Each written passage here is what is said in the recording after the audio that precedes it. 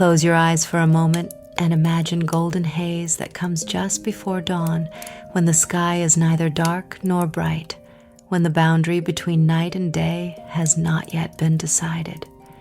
That is precisely the kind of light that Hermes was born into, that uncertain, magical, in-between light.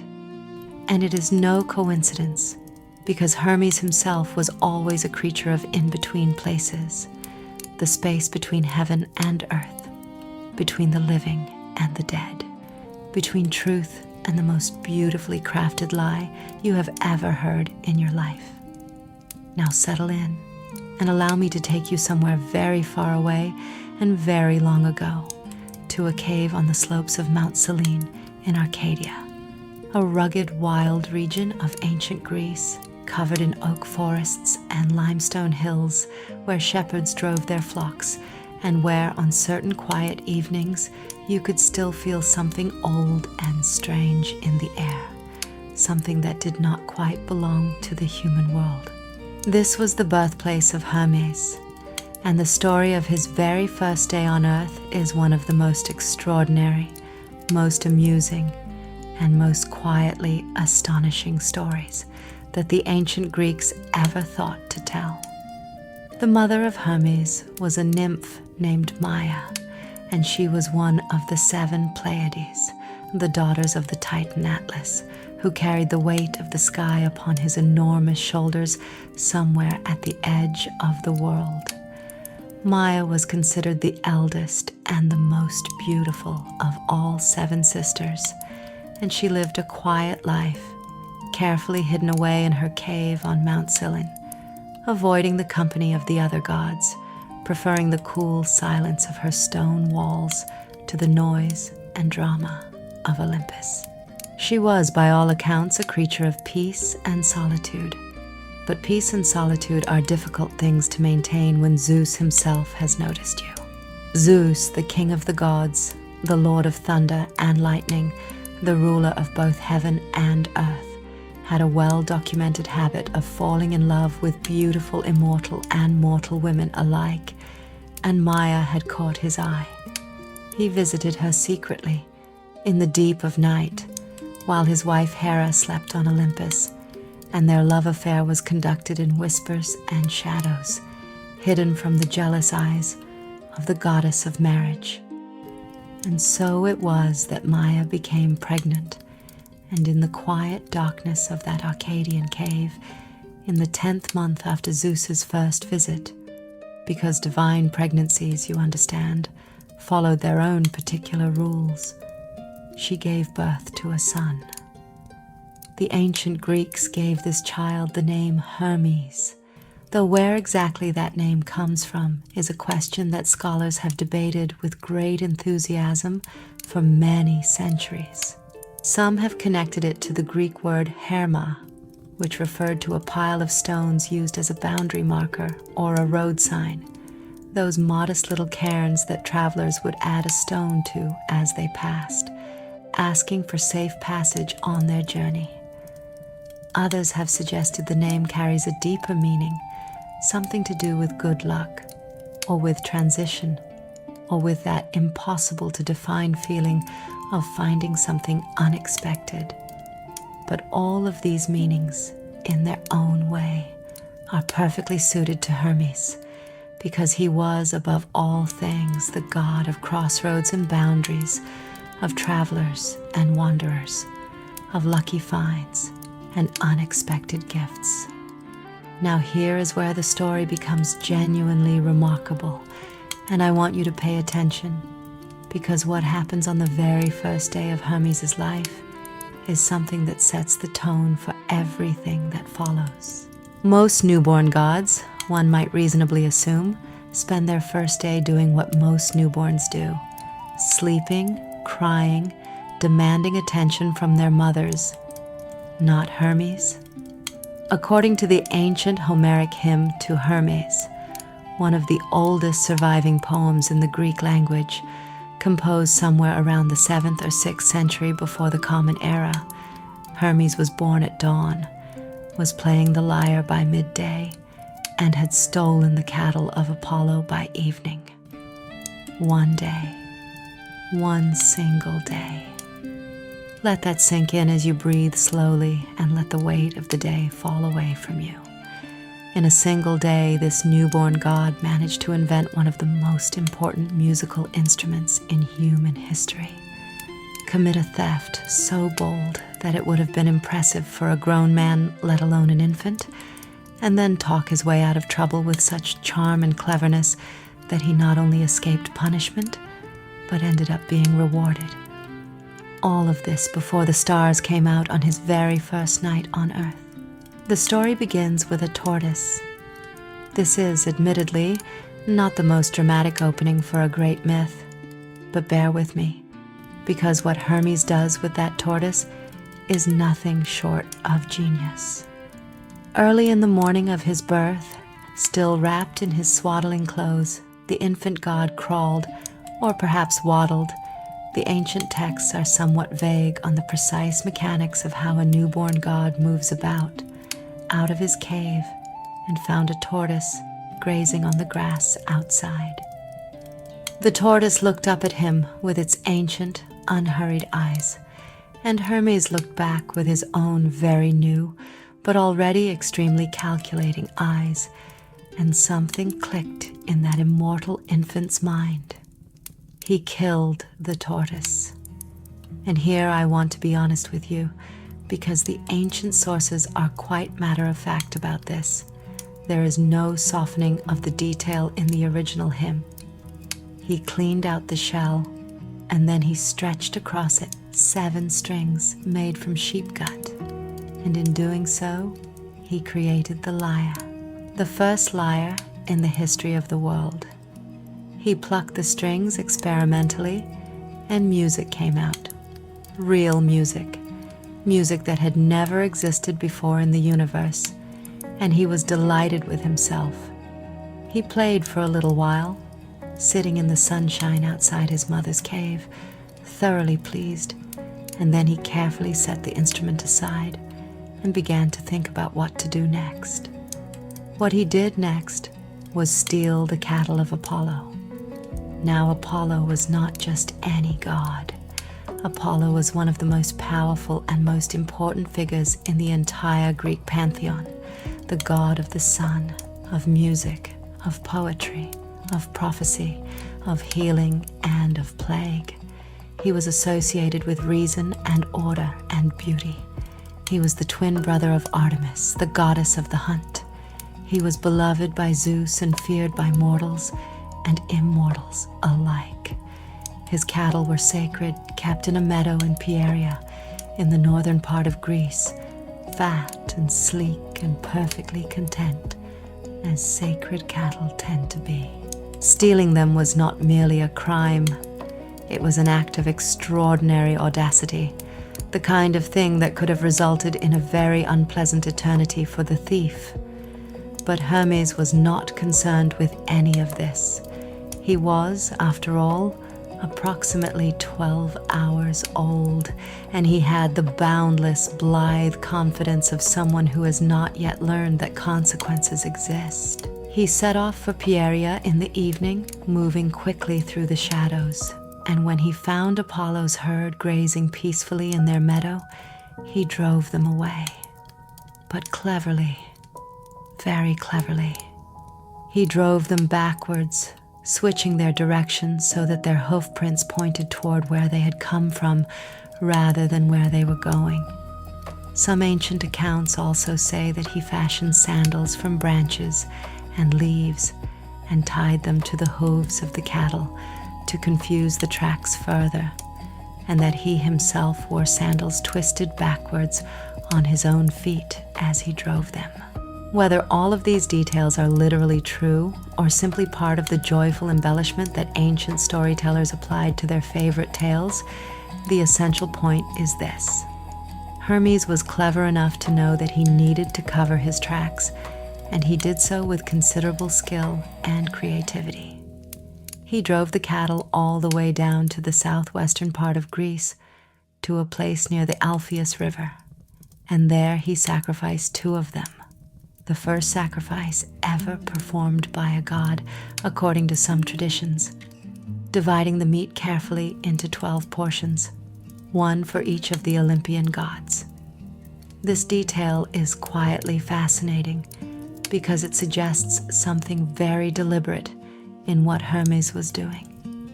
He was not simply stealing for pleasure or greed. He was making a statement, establishing himself, claiming his place at the table, literally among the gods of Olympus. He was saying, with the bodies of 2 of Apollo's sacred cattle, "I belong here, count me in." He hid the remaining cattle in a cave, blocked the entrance with stones, and then turned himself around and walked back to Mount Silene, slipping back into his cave as quietly as he had left it. He wrapped himself in his swaddling clothes, lay down in his cradle, and pretended to be a perfectly innocent, perfectly ordinary, perfectly sleeping infant. His mother Maia was not fooled for even a moment. She looked at her son with the expression that mothers everywhere, in every age, have given to children who have clearly been up to something and are pretending otherwise. The Homeric hymn tells us that she said to him with considerable feeling that Zeus was going to be angry with him and that he had done something truly terrible, and that Apollo was going to come looking for his cattle and was going to find him, and then there was going to be trouble. She was not wrong about any of this. Hermes, for his part, responded with what can only be described as magnificent cheek. He told his mother that he was going to be one of the Olympian gods, and that if Apollo did not give him his proper share of honor, then he would simply become the Prince of Thieves. He said it with perfect calm, nestled in his swaddling clothes, looking up at his worried mother with those bright, immortal eyes. And there was something in his voice that suggested he had already worked out that things would go his way, because they generally did when Hermes was involved.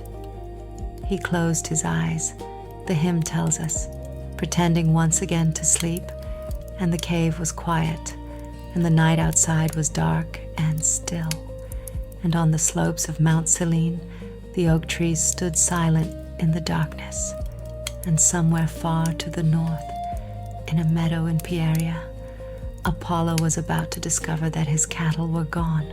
And so, on the very first night of the very first day of his existence, the god Hermes lay in his cradle with the mild, peaceful expression of a sleeping child, while all around him the ancient world was about to become significantly more complicated and significantly more interesting than it had been before he arrived in it.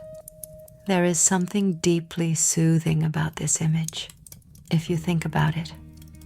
This small, wrapped figure, lying quietly in a cave on a Greek hillside, the stars scattered across the dark sky above, the smell of oak and limestone on the night air, everything still and calm on the surface, and underneath, in the mind of that resting figure, the constant, quick, tireless movement of a divine intelligence that never truly stops, not even in sleep. Apollo discovered this fact with the particular quality of shock that comes not from sudden catastrophe, but from the slow dawning realization that something is profoundly wrong with a world that was right just moments ago. He stood at the edge of the empty meadow, the god of the sun himself, radiant and golden even in the early morning light, and he looked at the space where his cattle should have been. And for a long moment, he simply could not process what his divine eyes were telling him. The meadow was there. The grass was there, slightly flattened in the shapes of resting bodies. The smell of cattle was there, that warm, hay-scented, deeply familiar smell. But the cattle themselves were simply, completely, impossibly absent. He walked the perimeter of the meadow carefully, the way a person does when they are trying to find a logical explanation for something that does not seem to have one. And he found the tracks.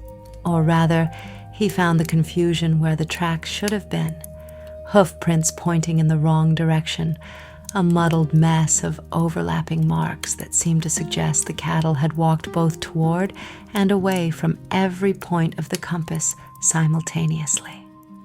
The ground told a story, but it was a story written in a language deliberately designed to be unreadable, and Apollo, who could read the future in the flight of birds and the patterns of smoke, found himself unable to read the very ground beneath his own feet.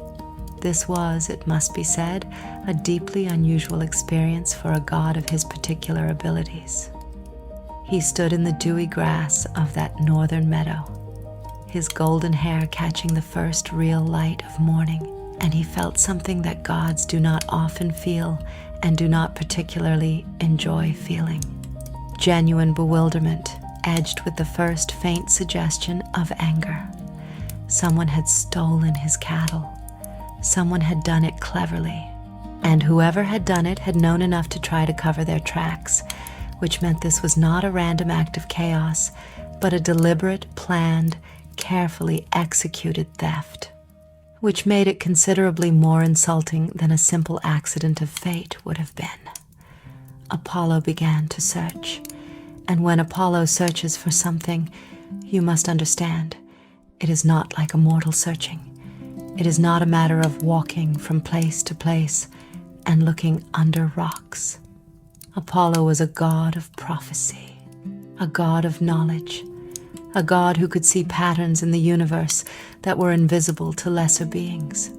He ranged across Greece in great searching sweeps, his divine perception casting outward like light from a lamp, illuminating dark corners, probing hidden places, following the ghost of a trail that someone had tried very hard to erase. He searched through Thessaly and through Boeotia, through the mountains of central Greece and along the rivers of the Peloponnese, and everywhere he went the trail was confused and contradictory and maddeningly difficult to follow. But Apollo was patient when he needed to be, and he was persistent, and he was, despite the confusion of the tracks, one of the most perceptive beings in the universe. Slowly, painstakingly, following instinct as much as evidence, he began to narrow his search. The trail, such as it was, seemed to drift westward and then southward. There was something at the edges of his divine perception, something faint and new and unfamiliar. The ghost of a smell, perhaps, or a vibration in the fabric of reality that spoke of a divine presence recently born, recently active, recently and somewhat inexplicably involved in the movement of a large number of cattle across the Greek landscape. He followed this thread of perception south and west, and it led him, eventually and inevitably, to the slopes of Mount Serene in Arcadia. Now, before we follow Apollo up that limestone mountain, let us pause for a moment and appreciate the position that Hermes now found himself in, lying in his cave with his eyes carefully closed and his expression carefully arranged into one of perfect innocence. He was, by any objective measure, in serious trouble. Apollo was coming. Apollo was angry. Apollo was one of the most powerful gods in existence, and he had every right to be furious. And he knew in that particular way that divine beings know things, that the answer to the mystery of his missing cattle was somewhere very close indeed. And Hermes was, let us not forget, 1 day old. This disparity in age, experience, and raw power would have been utterly daunting to almost any being in the universe. To Hermes, it appears to have been more of an interesting challenge than a genuine source of fear.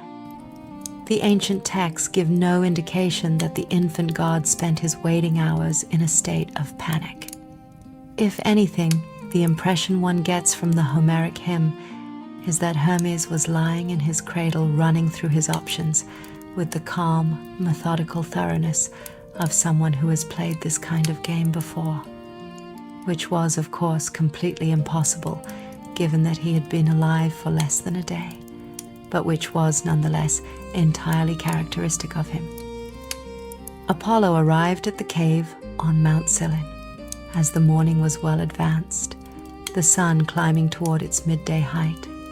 His son, it should be noted, which added a particular irony to the situation. He stood at the entrance to Maia's cave, and his divine radiance filled the opening, like light fills a room when a door is thrown wide. And he looked inside, and there in the dimness he saw a beautiful nymph with dark hair and worried eyes, and in a stone cradle beside her, wrapped in white cloth and sleeping with the peaceful abandon of perfect innocence, was a very small baby. Apollo looked at the baby. The baby slept on, or appeared to. Apollo was not a god who lacked sophistication. He understood immediately that appearances could be deceiving, especially in the presence of a divine infant who had apparently spent his first hours of existence inventing music and cattle theft. But he also understood the rules of divine interaction, the complex protocols of honor and accusation that governed behavior even among immortals, and he could not simply seize an infant from its cradle without making his case, without following the proper forms of divine justice, however absurd those forms might look when applied to a being who was still, technically, in swaddling clothes. He accused Hermes directly and without softening.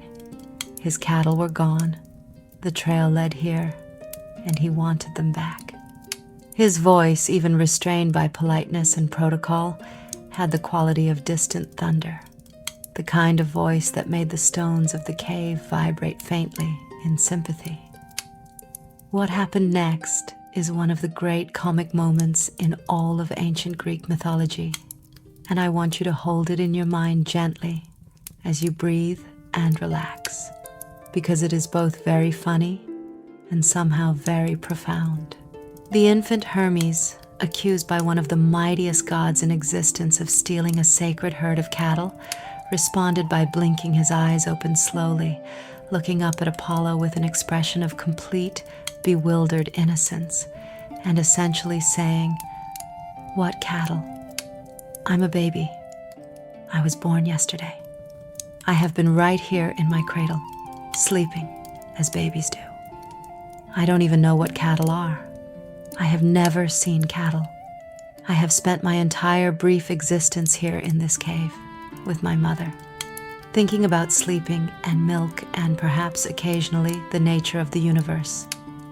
Cattle are entirely outside my experience and my interest." He delivered this defense, according to the hymn, with the absolute conviction of someone who believes every word they are saying, which is, of course, the hallmark of a truly masterful liar. He did not stammer or over-explain. He did not protest too much.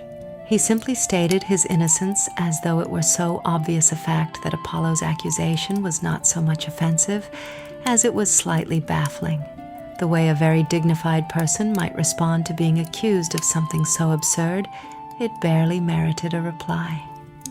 Apollo, it must be said, was not even slightly convinced. He pointed out, with some force, that Hermes was the son of Zeus, and therefore divine, and therefore the rules that applied to ordinary infants, the ones about not being capable of walking across Greece and driving large herds of cattle at the age of 1 day, did not necessarily apply. He was also guided by his prophetic abilities, which were telling him clearly and insistently that the answer to the mystery of his cattle was right here in this cave, wrapped in white cloth and looking at him with those impossibly bright, innocent eyes. He demanded again that Hermes reveal what he had done with the cattle.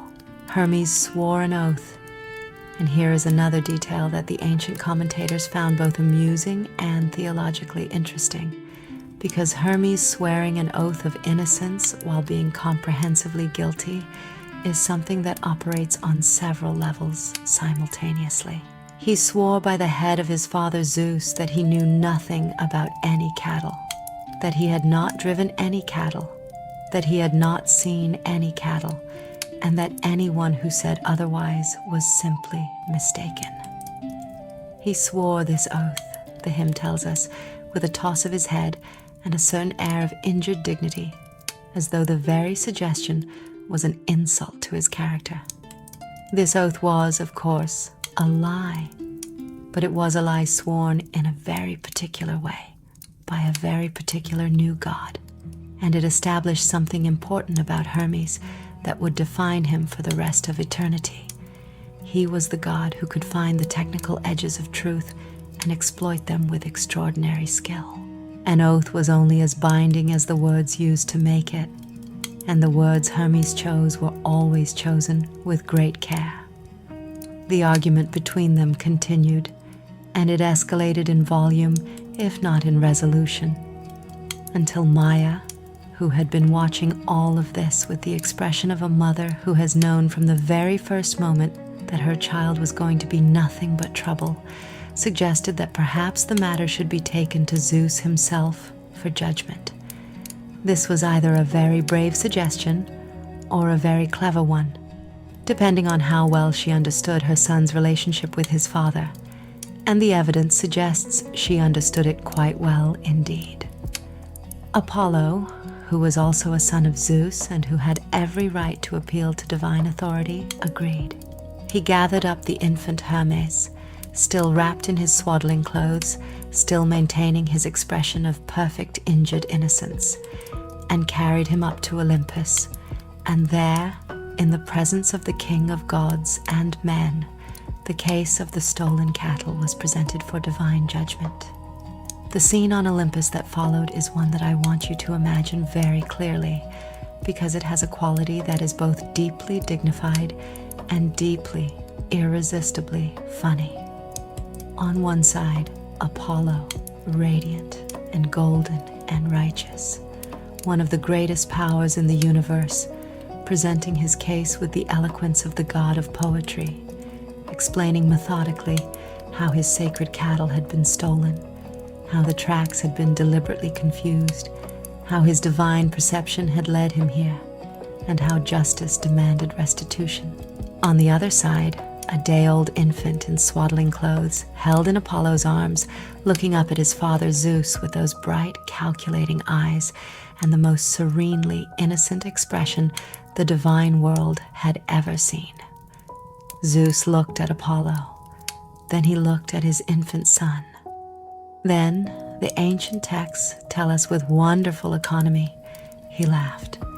He laughed the laugh of a king who has heard many cases and seen many disputes, and who recognizes, with a father's particular clarity, exactly what has happened and exactly who is responsible, and who also cannot help finding the whole situation genuinely delightful. He had a new son, it turned out, who had managed to outwit and outmaneuver one of the greatest gods in existence before he was 24 hours old.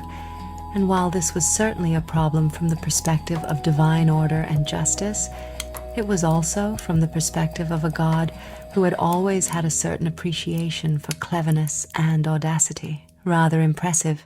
He told Hermes, with the calm authority of a father who is being stern but who is also struggling to keep the corners of his mouth from turning upward, that he needed to return Apollo's cattle. He told him clearly and without ambiguity. The theft was established. The denial was transparent to anyone with divine perception, and the cattle must go back to their rightful owner. He said this with all the weight of divine law behind it. Hermes, for the first time, did not argue. He looked at his father, really looked at him, with those ancient knowing eyes that seemed so impossible in a face so new, and something passed between them that was not quite words, an understanding, a recognition. Zeus saw in his infant son something he recognized from the deepest part of himself, a spirit that could not be contained, that would not be diminished, that would find its way through any obstacle not by force, but by wit, by charm, by the sheer irresistible quality of its own nature. And Hermes saw in his father not just authority to be resisted, but a mirror of a kind, and something that might, with careful tending, become genuine affection and alliance. He agreed to return the cattle. But here is where the story takes its most beautiful and most important turn, and I want you to pay close attention, because this is the moment that transforms the entire narrative from a simple tale of divine mischief into something considerably deeper and more interesting. The journey back to recover the cattle was made with Apollo walking beside the infant Hermes, or perhaps carrying him. The sources are somewhat inconsistent on this point, and as they traveled, Hermes began to play. He had brought his lyre. Of course he had brought his lyre. It is almost impossible to imagine that he would not have brought it, that the god who had invented music on the morning of his birth would travel anywhere, for any reason, without the instrument that had come from his own first act of creative genius. And as they walked through the Greek countryside, with Apollo still containing the embers of his anger, and Hermes still maintaining a carefully calibrated expression of cooperative contrition, Hermes played. And the music that came from that tortoiseshell lyre was something that had never existed in the universe before that moment. It was not merely beautiful. Beauty alone would not have been enough to do what it did. It was something beyond beauty, something that reached past the ears and past the rational mind and touched something much older and much deeper, something that the ancient Greeks might have called the soul, and that we, thousands of years later, with all our sophistication and all our neuroscience and all our careful explanations of how the brain processes sound, still do not have an entirely satisfactory word for. It was music that made the world feel, briefly and completely, like exactly what it was supposed to be. Apollo stopped walking. This is, I think, one of the most significant moments in all of Greek mythology, and it deserves to be held quietly for a moment. Apollo, the god of music, the divine patron of the lyre, the being who was supposed to be the supreme musical intelligence in all of creation, stopped walking because a one-day-old infant was playing an instrument that had not existed yesterday and was producing sounds so beautiful that even a god who had every reason to be furious found himself unable to maintain his anger in the face of them. He stood on a Greek hillside in the morning sunshine, and he listened. And the anger went out of him the way heat goes out of a stone when the sun sets, slowly and completely, and without struggle. And what replaced it was something much more interesting. Desire. Not the romantic desire that Zeus was so famous for, but the pure, clean desire of an artist for a beautiful thing, the longing of a musician for a perfect instrument, the recognition of a master craftsman for work of extraordinary quality. Apollo wanted that lyre. He wanted it with the uncomplicated, absolute certainty of someone who understands exactly what they are looking at and knows they cannot live without it. Hermes, who had been watching Apollo's face with those calculating eyes while appearing to be entirely absorbed in his playing, saw this desire kindle and grow, and something shifted in his own expression. The careful contrition gave way to something more genuine, something warmer, the look of a being who has been performing charm as strategy, and who suddenly finds that the charm has become real, that the transaction has become a relationship, that what began as manipulation has opened into something that might actually matter. He offered the lyre to Apollo. He held it out. This thing he had made himself, this instrument he had created on the first morning of his life from a dead tortoise and 7 strings, this object that was in some essential way the first real evidence of his own genius and his own nature. And he offered it freely without conditions and without negotiation, to the god who had been pursuing him across Greece for the return of stolen cattle. Apollo took it with hands that the hymn describes as almost reverent, turned it over, ran his divine fingers across the strings, and the sound that came out made the birds in the nearby trees go quiet. He looked at Hermes with an expression that had completely replaced the anger of an hour before. And what was in that expression was recognition. The recognition of one extraordinary being for another. The acknowledgement of a nature that could not be judged by ordinary standards, because it operated according to its own entirely different but entirely valid logic. In exchange for the lyre, Apollo gave Hermes the cattle.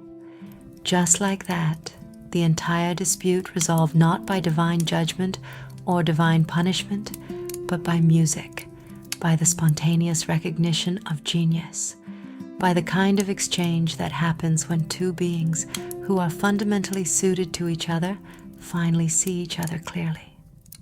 Apollo got the instrument that would become his most famous symbol, the one you see in every ancient painting and sculpture of him, the one that would define him to every generation of Greeks who came after.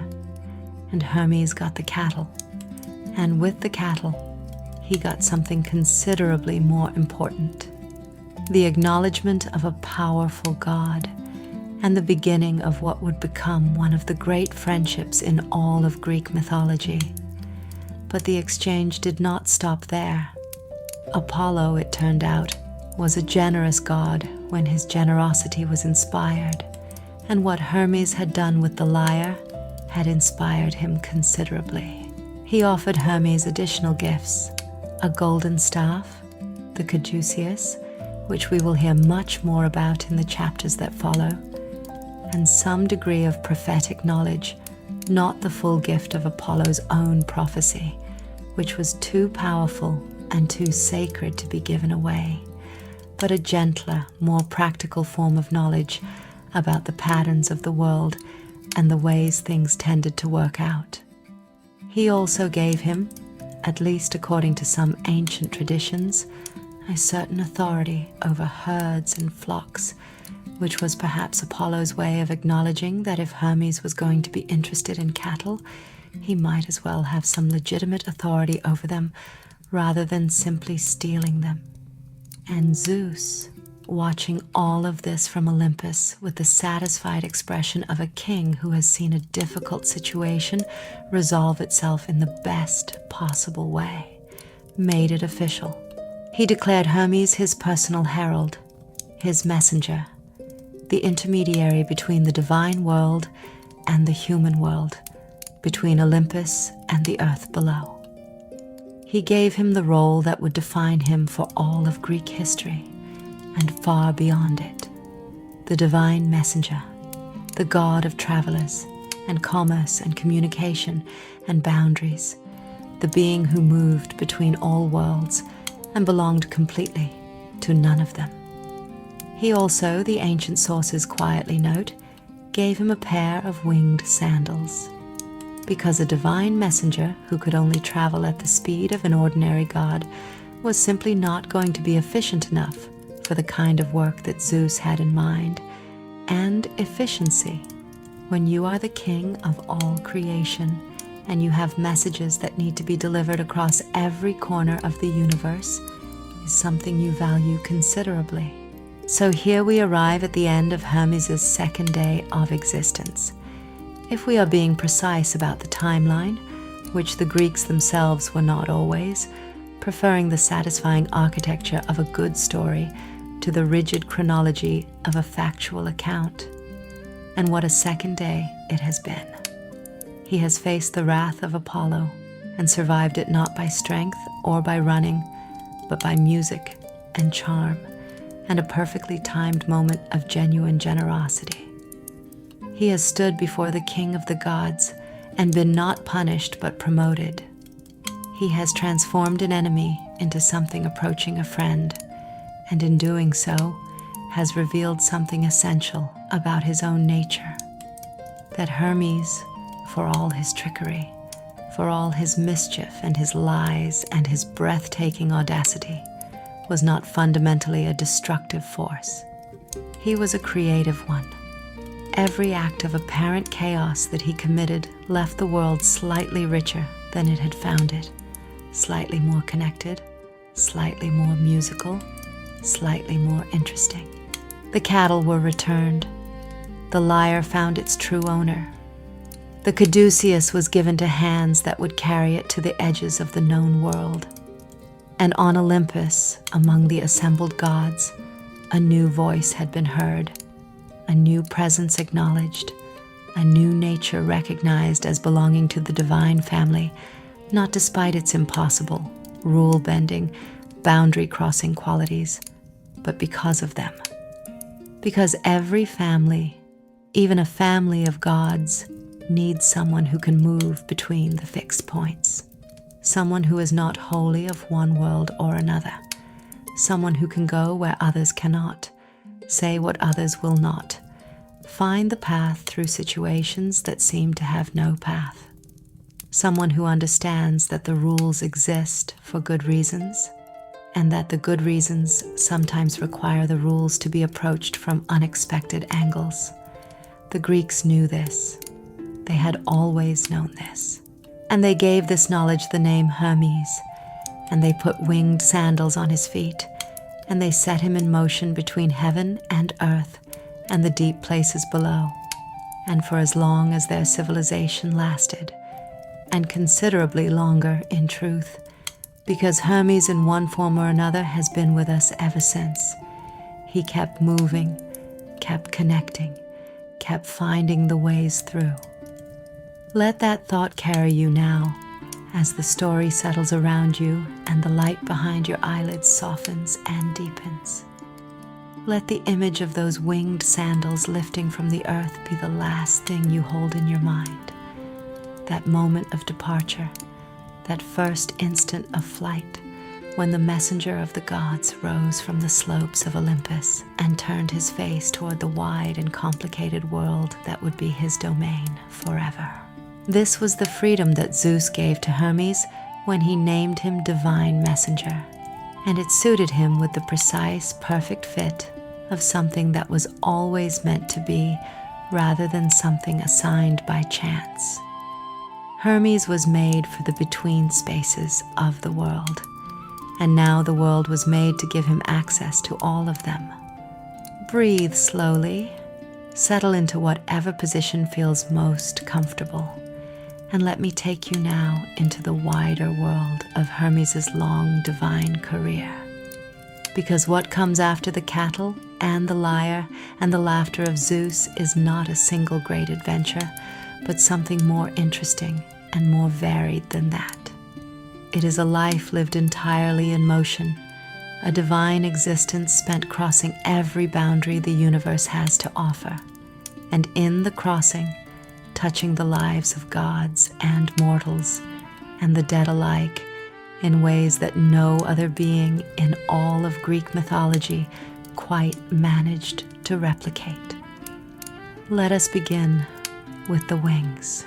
The winged sandals, the talaria in their Latin name, though the Greeks had their own words for them, were not merely a practical solution to the problem of divine travel, though they were certainly that as well. They were something more symbolic and more significant, the physical expression of a truth about Hermes' nature. Other gods traveled in their own ways, according to their own natures. Poseidon moved through the sea, his passage marked by the churning of great waves. Ares descended to battlefields on chariots accompanied by the sound of bronze on bronze.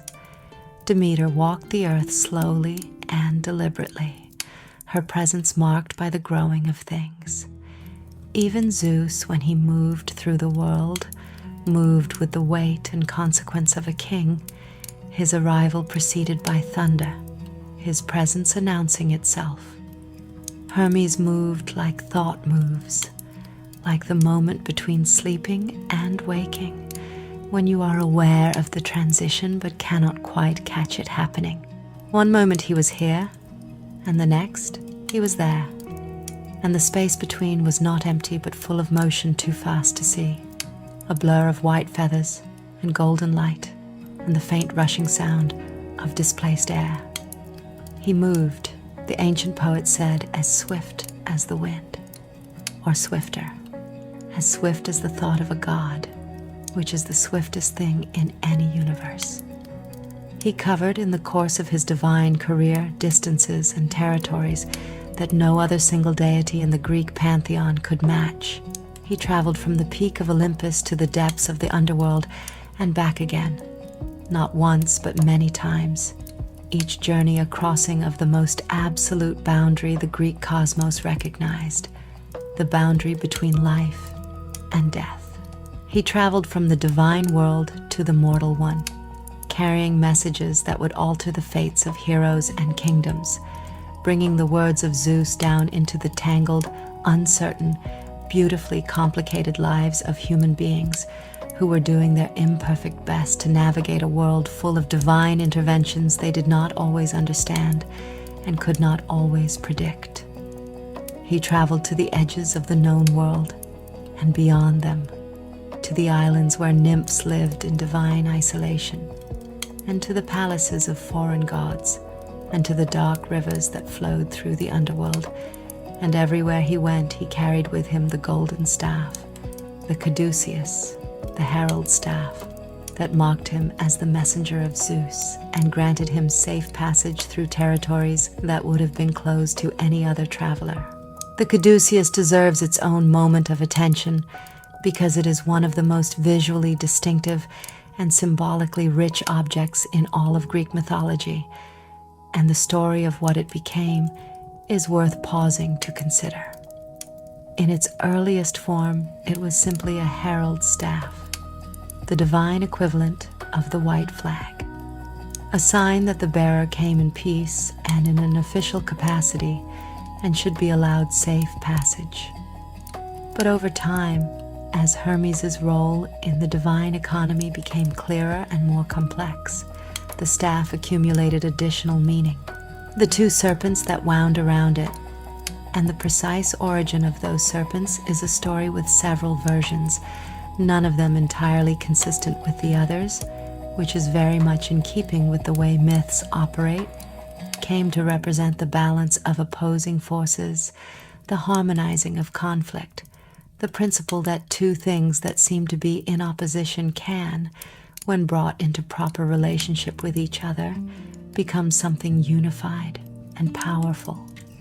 Hermes, who was himself a being of balance and opposition, god of both honest commerce and skillful theft, of both truth-telling and silver-tongued deception, of both life and the passage into death, carried this symbol with him always, and it fit him as naturally as the winged sandals did. Now let us follow Hermes on some of the journeys that defined his divine career, because the stories of his missions as messenger of the gods are not simply delivery tales, not merely accounts of a divine postal service operating between Olympus and the earth. They are stories about the nature of connection itself, about what it means to carry meaning from one world to another, about the particular courage and particular skill required of the being who must always go between. The first and perhaps most defining of these missions takes us back to a story you may already know in its broad outlines, but which reveals something new when seen through the lens of Hermes' particular nature. The story of Persephone and Demeter is among the oldest and most important in all of Greek mythology.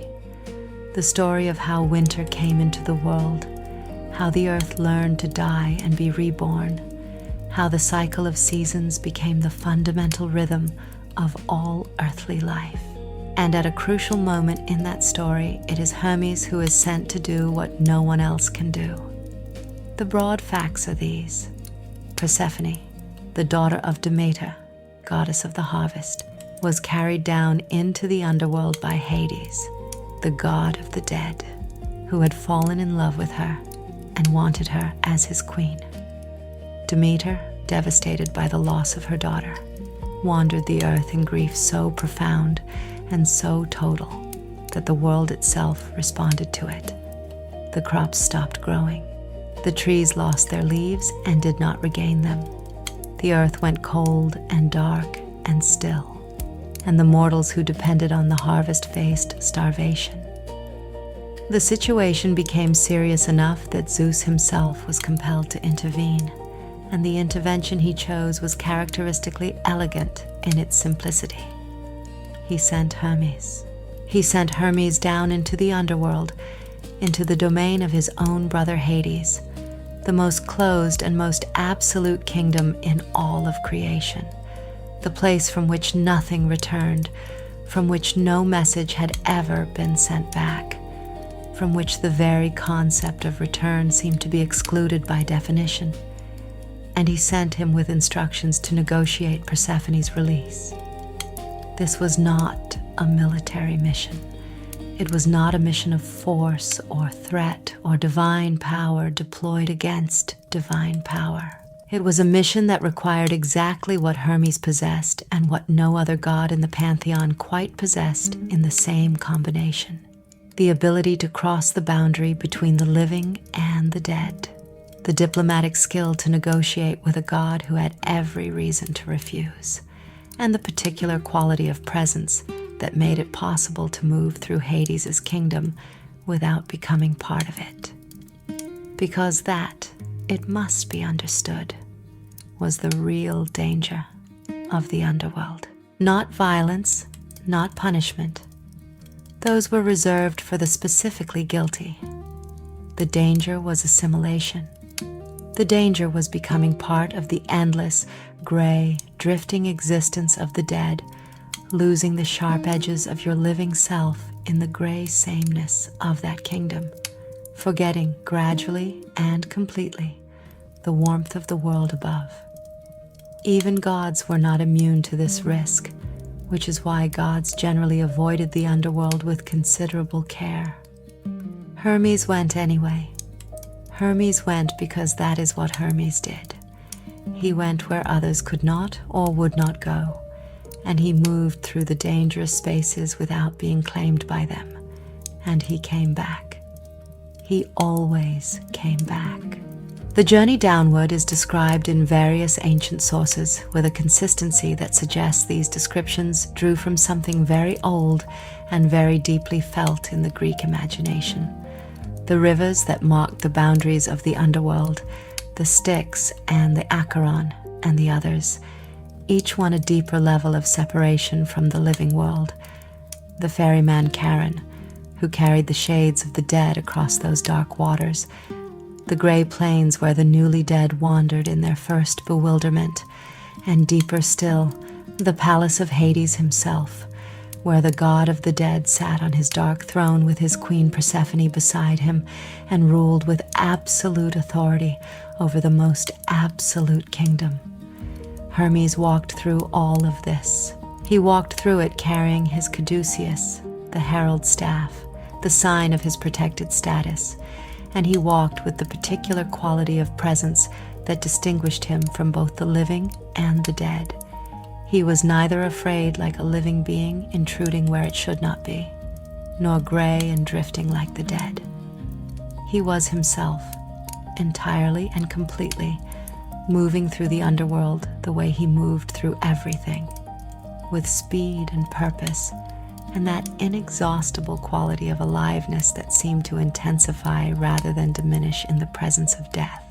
He spoke to Hades, and the negotiation that followed is one that the ancient sources treat with considerable brevity, which is itself interesting, as though the outcome were somehow inevitable once Hermes arrived, as though the combination of Zeus's authority and Hermes's diplomatic skill and the rightness of Persephone's eventual return were factors that even Hades, in the depths of his cold kingdom, could not entirely resist. Hades agreed to release Persephone. The complication of the pomegranate seeds, the fruit of the underworld she had eaten, which bound her to return for part of every year, was part of the negotiation's outcome. the compromise that produced the rhythm of the seasons. Persephone above the earth and the world in bloom, Persephone in the underworld and the world in its winter stillness, waiting. But Hermes brought her back. He walked with her up through those dark passages, back through the rivers and the gray plains and the ascending levels of the underworld, back toward the light. And when they emerged into the world above, and Persephone saw the sky, really saw it, the Greek sky with its particular quality of blue that painters have been trying to match for millennia, her joy was the joy of return, and the earth responded to it the way the earth responds to spring, with flowers and warmth, and the deep animal relief of a world that has been cold and is warm again. Hermes returned her to Demeter, and the reunion of mother and daughter is one of the most emotionally powerful moments in all of Greek mythology, a moment of pure, uncomplicated feeling, in a mythology that was usually rather complicated about feelings. And Hermes, who had made this reunion possible, who had crossed the boundary that defined all others and come back with what he went to find, stepped back from the moment as he always stepped back, not claiming credit, not inserting himself into the emotional center of the story, simply present and then departing, moving on to whatever came next. This quality of selfless facilitation, the willingness to make things happen and then step aside and let them happen, is one of the things that makes Hermes so interesting and so different from most of the other major figures in Greek mythology. The Greek gods were, by and large, not known for their selflessness. They were known for their vanity, their jealousy, their tendency to make the lives of mortals considerably more difficult in the pursuit of their own divine agendas. Hermes was different, not because he lacked ego. His first day of existence had demonstrated quite clearly that ego was not something he was short of, but because his particular form of ego was satisfied by the act of the crossing itself, by the brilliance of the negotiation, by the successful navigation of the impossible passage. Once the mission was accomplished, the reward was intrinsic. He did not need to be thanked or worshipped or celebrated. He needed to be moving. Let us follow him now into another of his great missions, one that takes us in a very different direction and introduces us to another dimension of what it meant to be the messenger of Zeus. The story of Io is one of the sadder tales in Greek mythology, involving, as it does, the unfortunately common situation of Zeus falling in love with a mortal woman, Hera discovering this fact with her characteristic and entirely justified suspicion, and the mortal woman in question suffering considerably as a result of being caught between two divine agendas that had nothing really to do with her. Io was a priestess of Hera, which was, as divine ironies go, a particularly pointed one. And Zeus, as was his habit, was captivated by her. To protect her from Hera's jealousy, he transformed her into a white heifer, which was, all things considered, a fairly poor solution to the problem of divine jealousy, since Hera immediately recognized the heifer as suspiciously beautiful and obtained it as a gift from Zeus, who could hardly refuse without confirming exactly what Hera suspected, and then set the 100-eyed giant Argus Panoptes to watch over it. Argus was, for this purpose, an ideal choice. He had 100 eyes distributed across his body, and he never closed all of them at once. Some always watched, regardless of sleep, regardless of distraction. He was, in short, the perfect guard for something that Zeus very much wanted to get back. Zeus called Hermes. The mission he gave him was delicate and carried with it certain moral complexities that the ancient sources acknowledged with varying degrees of directness. Hermes was to find a way past Argus, past 100 divine eyes that never all slept simultaneously, and free Io from her guarded captivity. The freedom in question was complicated by the fact that she was currently a cow, but that was a problem for another stage of the operation. What Hermes did next became so famous in the ancient world that it gave him an additional title, Argefontes, which translates approximately as the slayer of Argus, and which he carried alongside his other names and titles for the rest of his divine career. But the story of what he actually did is more interesting than a title that sounds like simple violence would suggest, because Hermes did not simply overpower Argus. He could not. 100 divine eyes were not something that brute force could easily circumvent, and Hermes was not, in any case, a god of brute force. He was a god of cleverness, and the solution he found was characteristically, brilliantly, almost absurdly clever. He went to Argus in the form of a simple shepherd, a mortal man with a reed pipe, and nothing particular to distinguish him from any of the thousands of shepherds who moved through the Greek countryside with their flocks. He sat beside the giant, and he talked to him, in the way that shepherds talk to each other when they meet on lonely hillsides, about nothing much, about the weather and the grazing, and the small mundane details of pastoral life. And as he talked, he played his reed pipe, very softly, with the particular quality of music that he had always understood better than anyone. Music not as performance, but as atmosphere.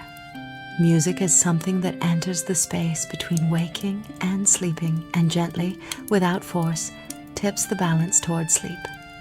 He played, and Argus listened, and one by one, across that enormous body, the 100 eyes began to close. Not all at once, never all at once, because Argus was vigilant by nature and training and divine commission. But slowly, incrementally, as the music continued and the shepherd's voice wove stories in the afternoon air, the eyes grew heavy, and the careful, lifelong vigil of the world's most watchful guard began, for the first time ever, to waver. Some ancient sources say that Hermes also told Argus the story of how the reed pipe came to exist, the story of the nymph Syrinx, who was transformed into hollow reeds to escape the pursuit of the god Pan, and whose sighing breath through those reeds became the first music of the panpipes. It is a story about transformation and loss, and the way beauty sometimes emerges from grief. And it is the kind of story that, told in the right voice at the right moment in the afternoon when the light is golden and the music is soft, has a soporific quality that is almost supernatural. Hermes told it very well.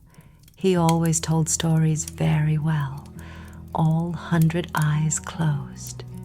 What followed was swift, and the ancient sources are honest about this, violent. The mission required it, and Hermes did what was required. Argus fell, and Io was freed, and Hera, grieving for her faithful servant, took the 100 eyes of Argus and set them in the tail of the peacock, which is why, if you have ever looked at the eye spots on a peacock's tail and thought them strangely, hypnotically beautiful, you are not wrong, and now you know where they came from. Io's story continued beyond this point. Hera was not done with her, and the white heifer wandered the world for a long time before finding her way to Egypt and her eventual transformation back into human form. But that continuation was not Hermes' story to tell. He had done his part. He had found the way through the impossible watch, had put 100 divine eyes to sleep with music and story and the warm, drowsy quality of an afternoon in the hills, and had freed the captive and completed his mission. He moved on. There is a pattern emerging in these stories, and I want to name it clearly before we continue. because I think it is the most important thing to understand about Hermes in his role as divine messenger. In each mission, the challenge he faces is not a challenge of power or strength in the conventional sense. It is a challenge of approach, of finding the angle of entry that no one else has thought of, the method of resolution that does not fit the usual categories of force or negotiation or divine authority. With Hades, he went where others refused to go and spoke where others were silent. With Argus, he sat down beside the obstacle and told its stories until it slept. In both cases, the solution was fundamentally about connection, about establishing contact across a boundary that seemed to make contact impossible, and finding within that contact the opening that allowed the mission to be completed. This is, when you think about it carefully, a profound model for a certain kind of intelligence and a certain kind of power. Not the power that overwhelms, but the power that understands, that reads the situation clearly enough to find the particular approach that will actually work, rather than the approach that looks most impressive or most forceful. It is the intelligence of the diplomat, the therapist, the artist, the translator, the person who sits with the difficulty and stays with it and finds the way through not by pushing, but by understanding. The Greeks called this quality metis, and it was one of the divine qualities they prized most highly, even as they also prized the more obvious qualities of strength and beauty and divine power. Metis was the wisdom of the particular situation, the practical intelligence that could not be learned from books or inherited from divine parentage alone, but had to be developed through actual engagement with the complex, resistant, always slightly surprising reality of the world as it actually was. Hermes had metis in extraordinary abundance. It was perhaps his defining characteristic, the thing that made him not merely a messenger, a role that could theoretically be filled by any sufficiently swift divine being, but the messenger, the one whose arrival always meant something, the one whose presence in a story told you that the most interesting and most important thing was about to happen. Now let us move to a third story, different in tone from the first two, but essential to the full picture of who Hermes was and what he did in the divine economy of the Greek world. Because so far we have seen him as the rescuer, the liberator, the one who brings something or someone back from an impossible place. But Hermes was also the one who led people in the other direction, who guided the souls of the newly dead down into the underworld, who walked beside the dying in their last moments, and then accompanied their shades on that first disorienting journey into the kingdom they would not leave. This role had its own name, psychopomp, from the Greek words for soul and guide, the conductor of souls. And it is perhaps the most philosophically interesting of all of Hermes's many functions, because it seems, at first glance, to be in tension with everything else he did.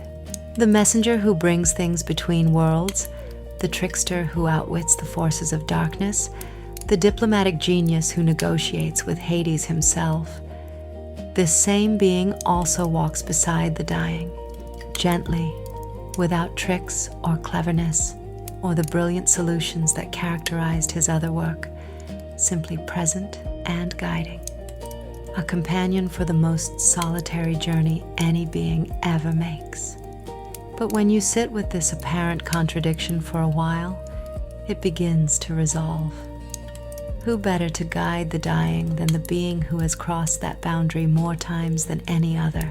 Who better to accompany the bewildered shade on its first journey through the rivers and gray plains of the underworld than the god who knows every turn of that road, who has walked it in both directions, who can say with genuine authority, not the false comfort of someone who does not really know, but the real, grounded assurance of someone who does. That the way is navigable, that the passage is real, that the crossing can be made. The ancient images of Hermes as psychopomp show him with his caduceus and his winged sandals, as always, but the quality of his presence in these images is different from the dynamic, quicksilver energy of his other representations. He is calm in these images, and gentle and close, walking just beside the shade, not ahead of it or behind it, but beside it, at the pace the newly dead could manage, which was not the pace of a god who moved like thought.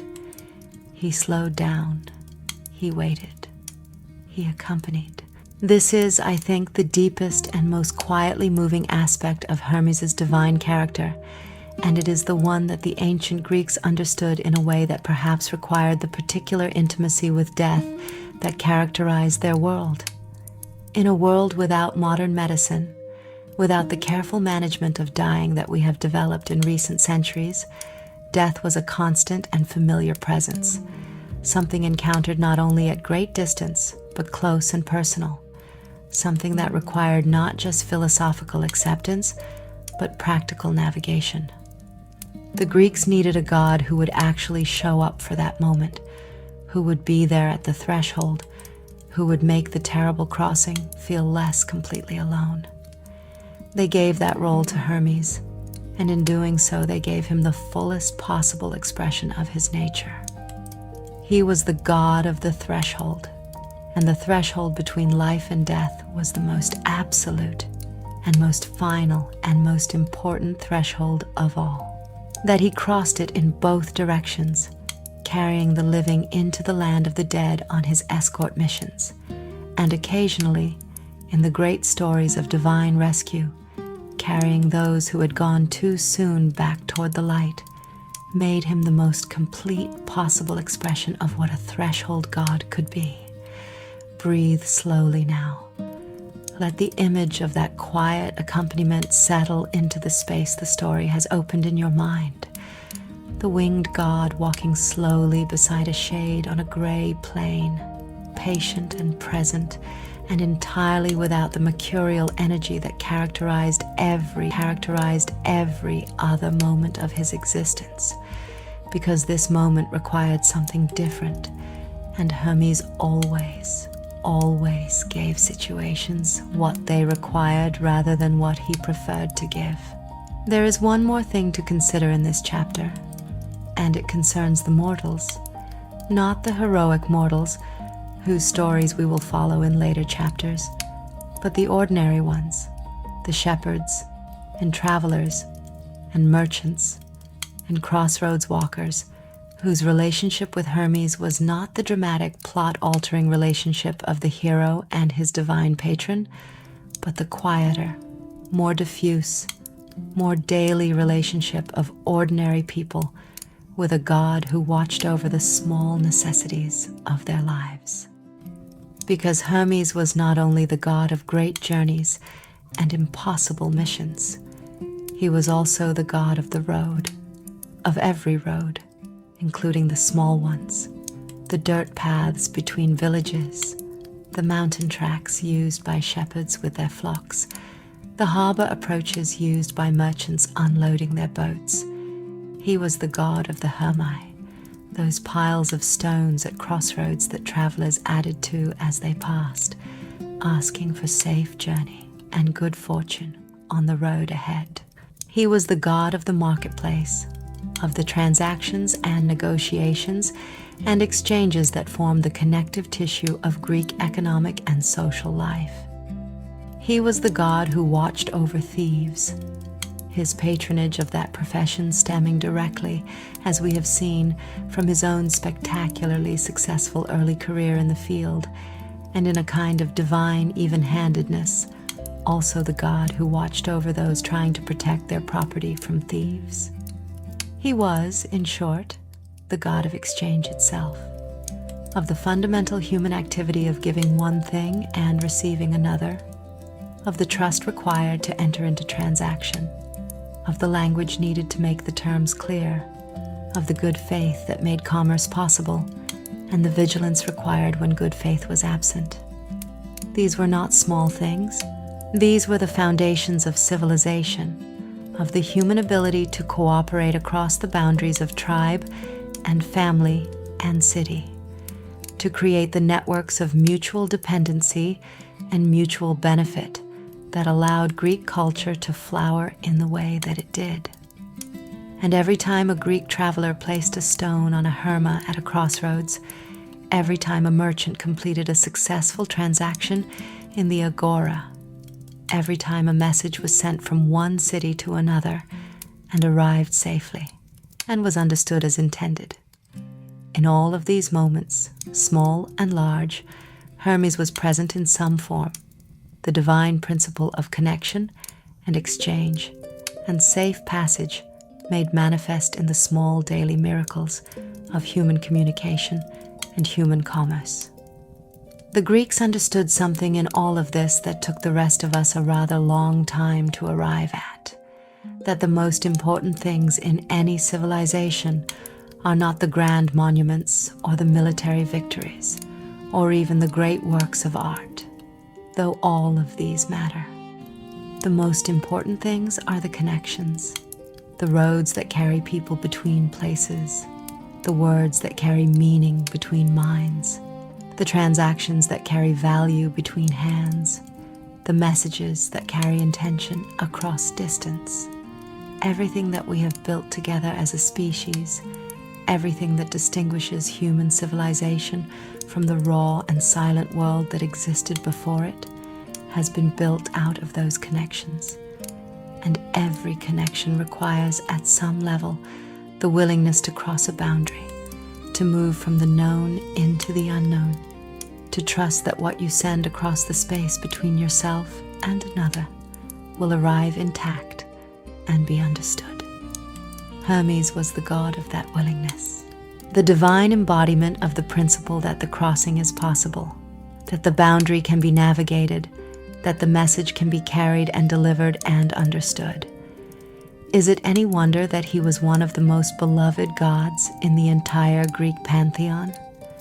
Not the most feared like Zeus in his thundering aspect, or the most admired for beauty like Aphrodite or Apollo, but loved in the practical, daily, intimate way that people love the things that make their lives actually work, the roads that carry them safely, the words that allow them to say what they mean, the God who walks beside them in the dark passages of their lives and knows the way through. Let the wings settle now as this chapter closes and the night deepens around you. Let Hermes be where he is always most himself, in motion, in the spaces between, carrying something important from one world to another, and making the crossing look, as he always did, like the most natural thing in the universe. Hermes was different. Hermes showed up. Not always, and not for everyone, and not without reason. The divine economy had its own rules about who received direct assistance and under what circumstances, and Hermes was not in the business of making those rules irrelevant. But when Hermes decided that a particular mortal needed guidance, he did not send a dream or a sign or an ambiguous oracle requiring interpretation.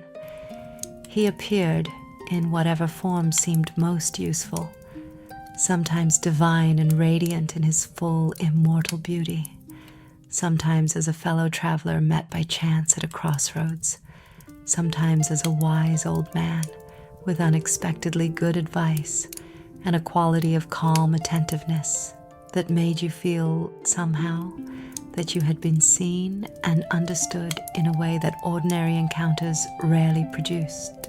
He appeared and he helped, and the help he gave was always precisely calibrated to what the situation actually required, not what the hero thought they needed, not what would be most impressive in the telling afterward, but what would actually work right now in this specific and difficult circumstance. The first hero we need to follow him alongside is Perseus. And the story of Perseus is in many ways the defining story of what divine guidance actually looks like in practice, what it means for a god to accompany a mortal on an impossible quest, and what the mortal needs to bring to that companionship that no god, however powerful, can provide on their behalf. Perseus was the son of Zeus and a mortal woman named Danae, which placed him in the complicated category of the half-divine hero, more than mortal, less than god, caught in the demanding middle space between the two orders of existence where Greek mythology placed its most interesting characters. His particular difficulty at the start of his story was that a king named Polydectes wanted to marry his mother, and the king was not someone who took refusal gracefully, and Perseus, young and proud, and comprehensively without the resources to back up his pride, had made the mistake of boasting that he could accomplish any feat at all, rather than see his mother forced into an unwanted marriage. Polydectes, with the particular cruelty of someone who recognizes an opportunity when it presents itself, immediately requested the head of Medusa. Let us pause here to appreciate the full difficulty of this request, because it is easy to say the words, the head of Medusa, without quite registering what they meant to a young mortal man standing in the Aegean sunlight of the early heroic age. Medusa was a Gorgon, one of 3 sisters, and she was the only mortal one among them, which was, from a certain perspective, the most dangerous possible combination of characteristics, because it meant she could be killed, which encouraged foolish heroes to try, while her 2 sisters could not be killed, which meant that anyone who approached the Gorgons faced immortal, enraged siblings on top of everything else. Her gaze turned living things to stone. Her hair was made of living serpents. She lived at the edge of the world, in a place that was not clearly located on any map, because it was the kind of place that existed just beyond the boundary of the known, in that uncertain territory where the Greek geographical imagination shaded into mythology and myth shaded into darkness. Perseus accepted the quest, because he was young and proud and had made a boast he could not take back, and because the alternative was watching his mother's life be destroyed, which was not something he was capable of accepting quietly. He accepted the quest, and he had essentially no idea how to accomplish it, and he went to the edge of the sea, and he sat there with the particular quality of helplessness that comes from having committed yourself completely to something you genuinely do not know how to do. It was there that Hermes found him. The ancient sources describe the arrival with characteristic economy. The god appeared, and there was the caduceus, and there were the winged sandals, and Perseus understood that he was in the presence of the divine. But what Hermes said and did in that first encounter is more interesting than any description of his divine appearance. He did not arrive with speeches about the greatness of the quest or the glory that awaited its successful completion. He arrived with practical information and practical tools and the calm, organized intelligence of someone who had thought carefully about exactly what this particular mission required and had arranged to have those things available. He told Perseus that he needed 3 things before he could approach Medusa: the caduceus, a special satchel in which to carry the severed head once the deed was done, because the head retained its petrifying power even after death; a pair of winged sandals to allow rapid approach and especially rapid retreat; and the helm of Hades, which granted invisibility to its wearer. He told him where the Hesperides were, the nymphs at the edge of the world who kept these items. And he told him that before finding the Hesperides, Perseus would need to find the Grey, 3 ancient sisters who shared a single eye and a single tooth between them, and who knew the location of the Hesperides, and that obtaining that information would require a particular approach.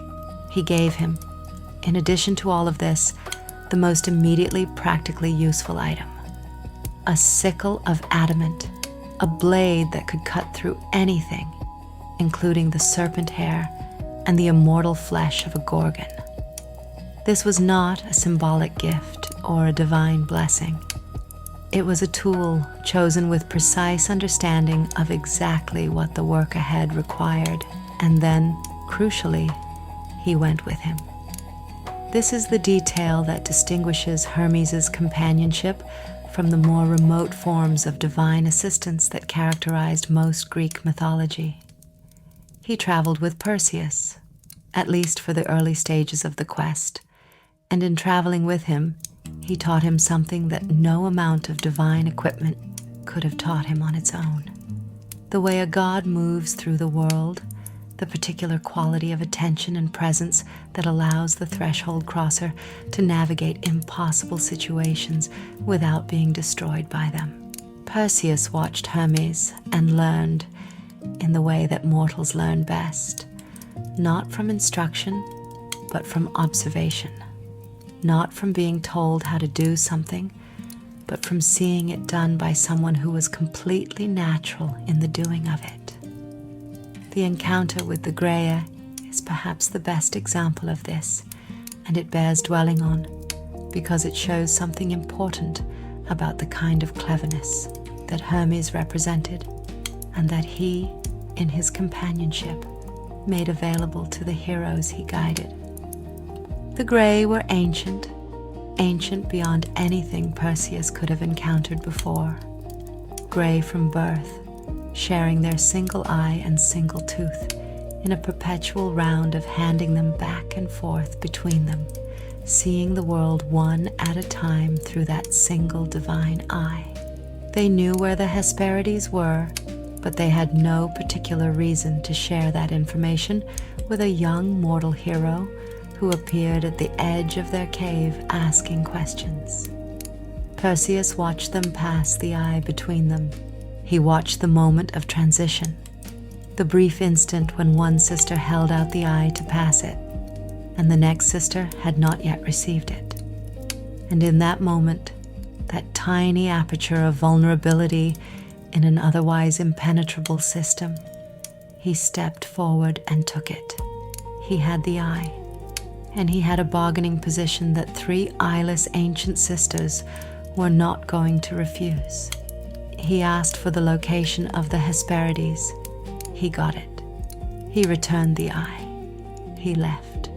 The Graia behind him were presumably furious, but they had their eye back, which was what mattered most to them, and Perseus had his directions, which was what mattered most to him, and the transaction was completed with a certain rough justice that Hermes would have recognized and appreciated, because this was his mode of operation rendered in human terms, the finding of the angle of entry into a seemingly impossible situation, the identification of the one small moment of vulnerability in an otherwise closed system, and the swift, decisive, non-violent resolution that left both parties with what they most essentially needed. Hermes was present in that moment, not always visibly, not always dramatically, but present in the quality of approach that Perseus had absorbed from his divine companion. The willingness to look carefully at the situation rather than simply charging at it. The patience to wait for the right moment rather than forcing a confrontation. The particular kind of courage that is not the absence of fear, but the willingness to act precisely and swiftly in the moment when precision and swiftness are what the situation requires. We will not follow the entire story of Perseus here. The story of the Hesperides and the winged sandals, the approach to Medusa using the mirrored shield that Athena also contributed to the quest, the decapitation that had to be accomplished without meeting the Gorgon's eye directly, the retreat with the head in the caduceus, while Medusa's immortal sisters raged behind him. These are among the great set pieces of Greek mythology and they are told elsewhere with all the attention they deserve.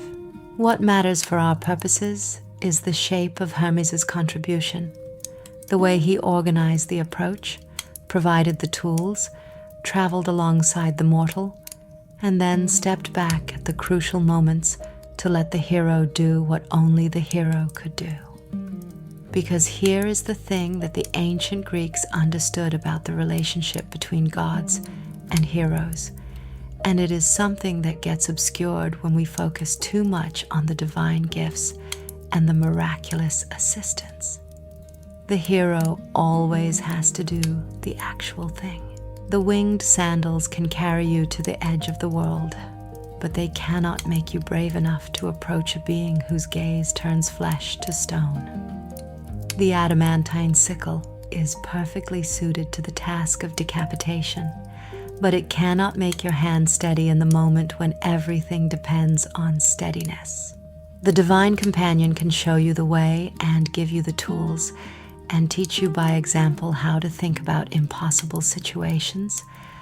But the crossing of the final threshold, the moment when the hero does the heroic thing that belongs entirely and irrevocably to the mortal. Hermes knew this. He had always known this. It was perhaps the deepest thing he knew. This god who spent his existence crossing boundaries, that the most important crossings could not be made for someone else, could only be witnessed and prepared for and accompanied to the very edge. And then the mortal stepped across alone. Let us breathe here for a moment, slowly, and let the image of Perseus at the edge of that final approach settle into the space behind your eyes, the young hero with his mirrored shield and his borrowed tools and his God-given guidance, stepping towards something that all of human instinct screamed to run from, doing it anyway, because the alternative was unacceptable. Let that settle, and then let us follow Hermes to his other great heroic companionship, the one that reveals a different face of what divine guidance looks like across the longer arc of a life, rather than a single quest. Odysseus is a different kind of hero from Perseus in almost every way that matters. Perseus was young and honest and operated in the straightforward heroic mode of the early mythological age. Quest assigned, quest completed, monsters slain, kingdom restored. Odysseus was something considerably more complicated. A king, a husband, a father, a soldier, a man of middle age who had already fought 10 years of the Trojan War and simply wanted to get home, and who found that the journey home was going to take another 10 years and require everything he had, every bit of cleverness, every resource of intelligence and endurance, and the particular Greek virtue of polytropos, the ability to turn yourself toward whatever the situation required. Polytropos, many turning. The word that Homer uses in the very first line of the Odyssey to describe Odysseus is the same quality that defines Hermes, the capacity to face every direction, to adapt to every circumstance, to never be so fixed in a single mode of being that you cannot become whatever the moment needs. When Homer calls Odysseus polytropos in his very first word about him, he is telling us something important. This man is, in his mortal way, more like Hermes than he is like the straightforwardly powerful heroes who surrounded him at Troy. And so it is not surprising that Hermes appeared to Odysseus not once, but multiple times in the course of his long wandering, appearing at exactly the moments when the ordinary human resources of cleverness and endurance were not sufficient, when something more was needed, when the boundary being faced was too absolute for a mortal, however intelligent, to cross unaided. The most famous of these appearances is on the island of Aea, where the sorceress Circe had transformed Odysseus's men into pigs, a transformation that was, at its core, about the reduction of human beings to their appetites, the stripping away of the rational self that distinguishes a person from an animal. And Odysseus was walking through the forest toward Circe's palace to demand their restoration, knowing that he was walking toward the same magic that had unmanned his companions, but feeling, in the characteristic Odyssean way, that he had no choice but to try. Hermes met him in the forest, not dramatically, not with the full radiance of divine appearance. He appeared as a young man, the sources say, beautiful and carrying his golden staff, with the quality of presence that told Odysseus immediately, in the way that human beings sometimes know things they cannot quite explain, that this was not an ordinary encounter on an ordinary forest path. He told Odysseus about Circe's magic, and he gave him the means to resist it. The herb moly, white-flowered and black-rooted, growing in the forest with the quiet inconspicuousness of the most powerful things, a protection against the enchantment that had destroyed his men.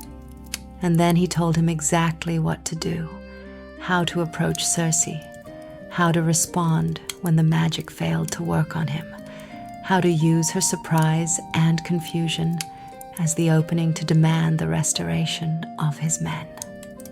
He laid out the strategy with the precision of someone who had planned several moves ahead and understood not just what Circe would do, but why she would do it, and what her response would be to each of Odysseus's possible actions. He was giving Odysseus, in other words, not just a magic herb, but a plan. Not just divine protection, but divine intelligence, the particular quality of strategic thinking that had always been Hermes' greatest gift. The ability to see a situation whole, to understand all of its elements and their relationships, to identify the approach that would actually work rather than simply the approach that seemed most obvious or most heroic. And then he left, because the plan, once given, belonged to Odysseus to execute, and the execution was going to require everything that Odysseus had. The courage to walk into Circe's palace knowing that she had already destroyed his men with magic. The presence of mind to follow the strategy exactly when every instinct might be screaming something different. The particular Odyssean quality of being able to hold a complex plan in mind and follow it step by step through a situation of extreme stress and danger. Odysseus did it. The moly protected him. The magic failed. Circe's surprise gave him the opening, and his men were restored to human form. And in the celebration that followed, because Circe, faced with a mortal who could not be enchanted, did what the stories of powerful women in Greek mythology so often show. She recognized in him something worthy of genuine respect and offered what she had to give rather than continuing to resist. In all of that, Hermes was not present. His gift had been received, his strategy had been executed, and his work was done. But he came back. He came back when Odysseus had been on the island for a year and showed no signs of leaving, when the enchantment of Circe's hospitality had become its own kind of trap. Not a magical trap, but the very human trap of comfort and beauty, and the seductive warmth of a place that felt dangerously like home. It was Hermes, working this time not through direct appearance to Odysseus, but through the divine machinery of Zeus's will and the assembled wishes of the other gods, who set in motion the instruction to Circe that Odysseus must be released, must be given the information he needed to continue his journey, must be allowed to leave. He appeared again, most movingly and most significantly, at the island of Calypso. Calypso was a nymph, a daughter of Atlas, and she loved Odysseus with the uncomplicated, total, devastating love of an immortal being for a mortal one. The kind of love that does not entirely comprehend its own cruelty, because Calypso could not quite understand from the inside of her own immortal experience, that what she was offering Odysseus when she offered him immortality and eternal companionship on her perfect island was not the gift she believed it to be, but a kind of annihilation. She was offering him everything except the one thing that made him who he was: his home, his wife, his son, his kingdom, his mortal life with all its contingency and loss and the particular richness that comes from knowing that nothing lasts forever. Odysseus sat on the beach of Calypso's island every day and wept. The Odyssey tells us, looking toward the sea and the direction of home.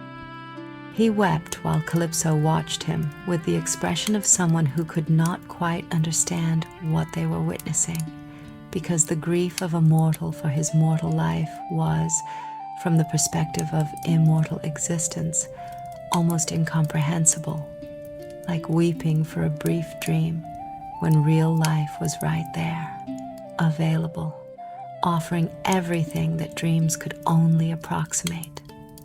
Zeus sent Hermes to Calypso with the message that Odysseus must be allowed to leave. This mission was different in texture from the others, and it is worth noticing why. Perseus needed tools and strategy. Odysseus at Circe's needed the means to resist magic and a plan to execute.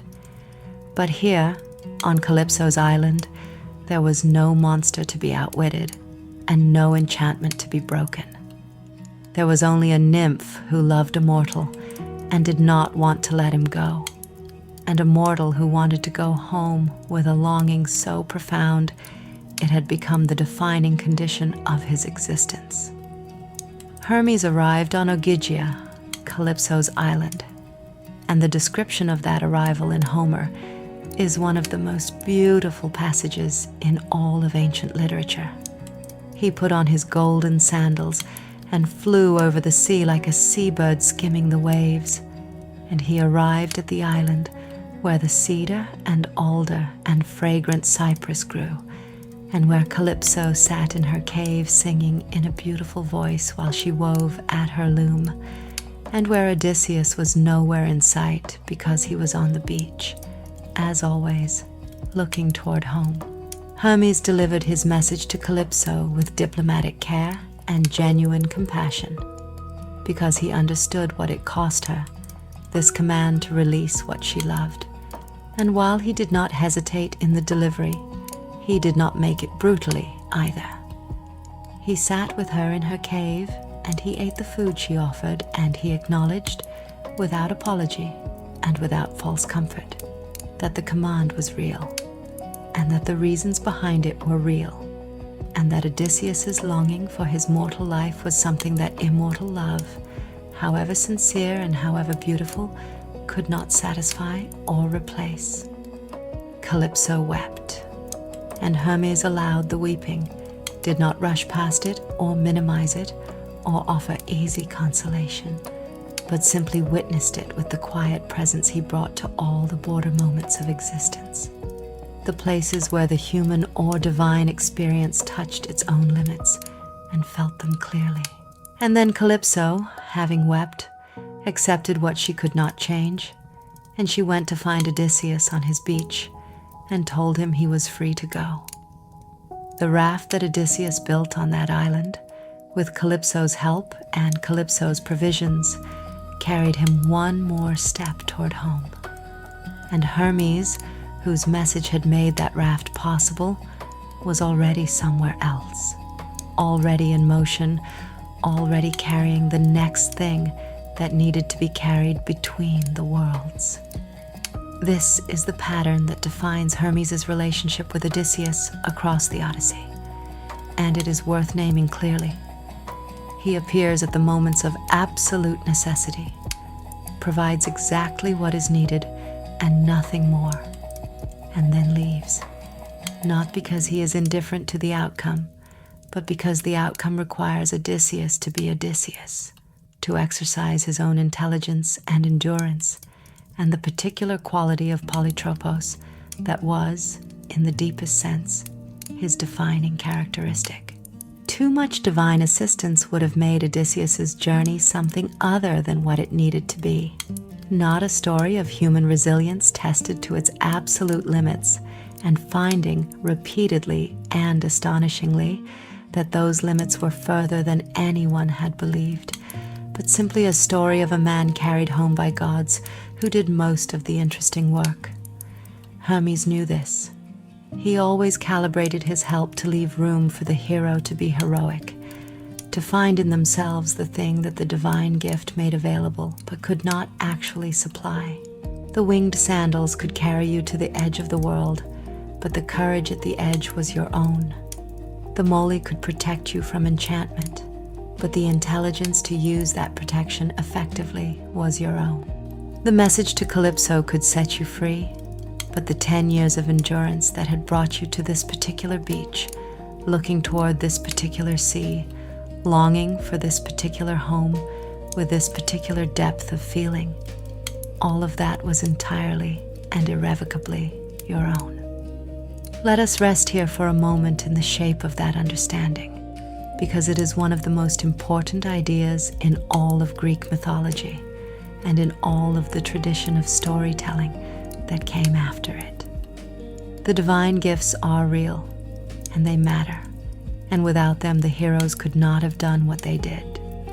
But the divine gifts are not the story. The story is what the mortal does with them, the courage and the intelligence, and the endurance and the love for home that no God can give or take away. Because these things are not gifts at all, but the essential nature of the person who carries them. Hermes understood this because it was, in a deep sense, his own experience.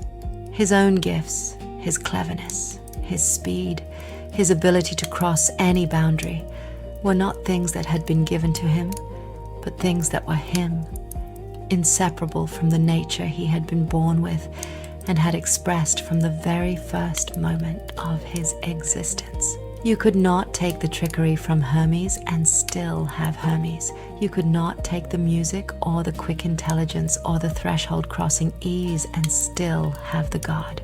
He was these things, entirely and without remainder. And so he understood, as perhaps only someone who has experienced this from the inside can understand, that the heroes he helped were also this, that their courage was not a quality they had been assigned, but a quality they were inseparable from everything else about them, and that the only thing the god could do was show them the conditions under which that essential quality could express itself most fully.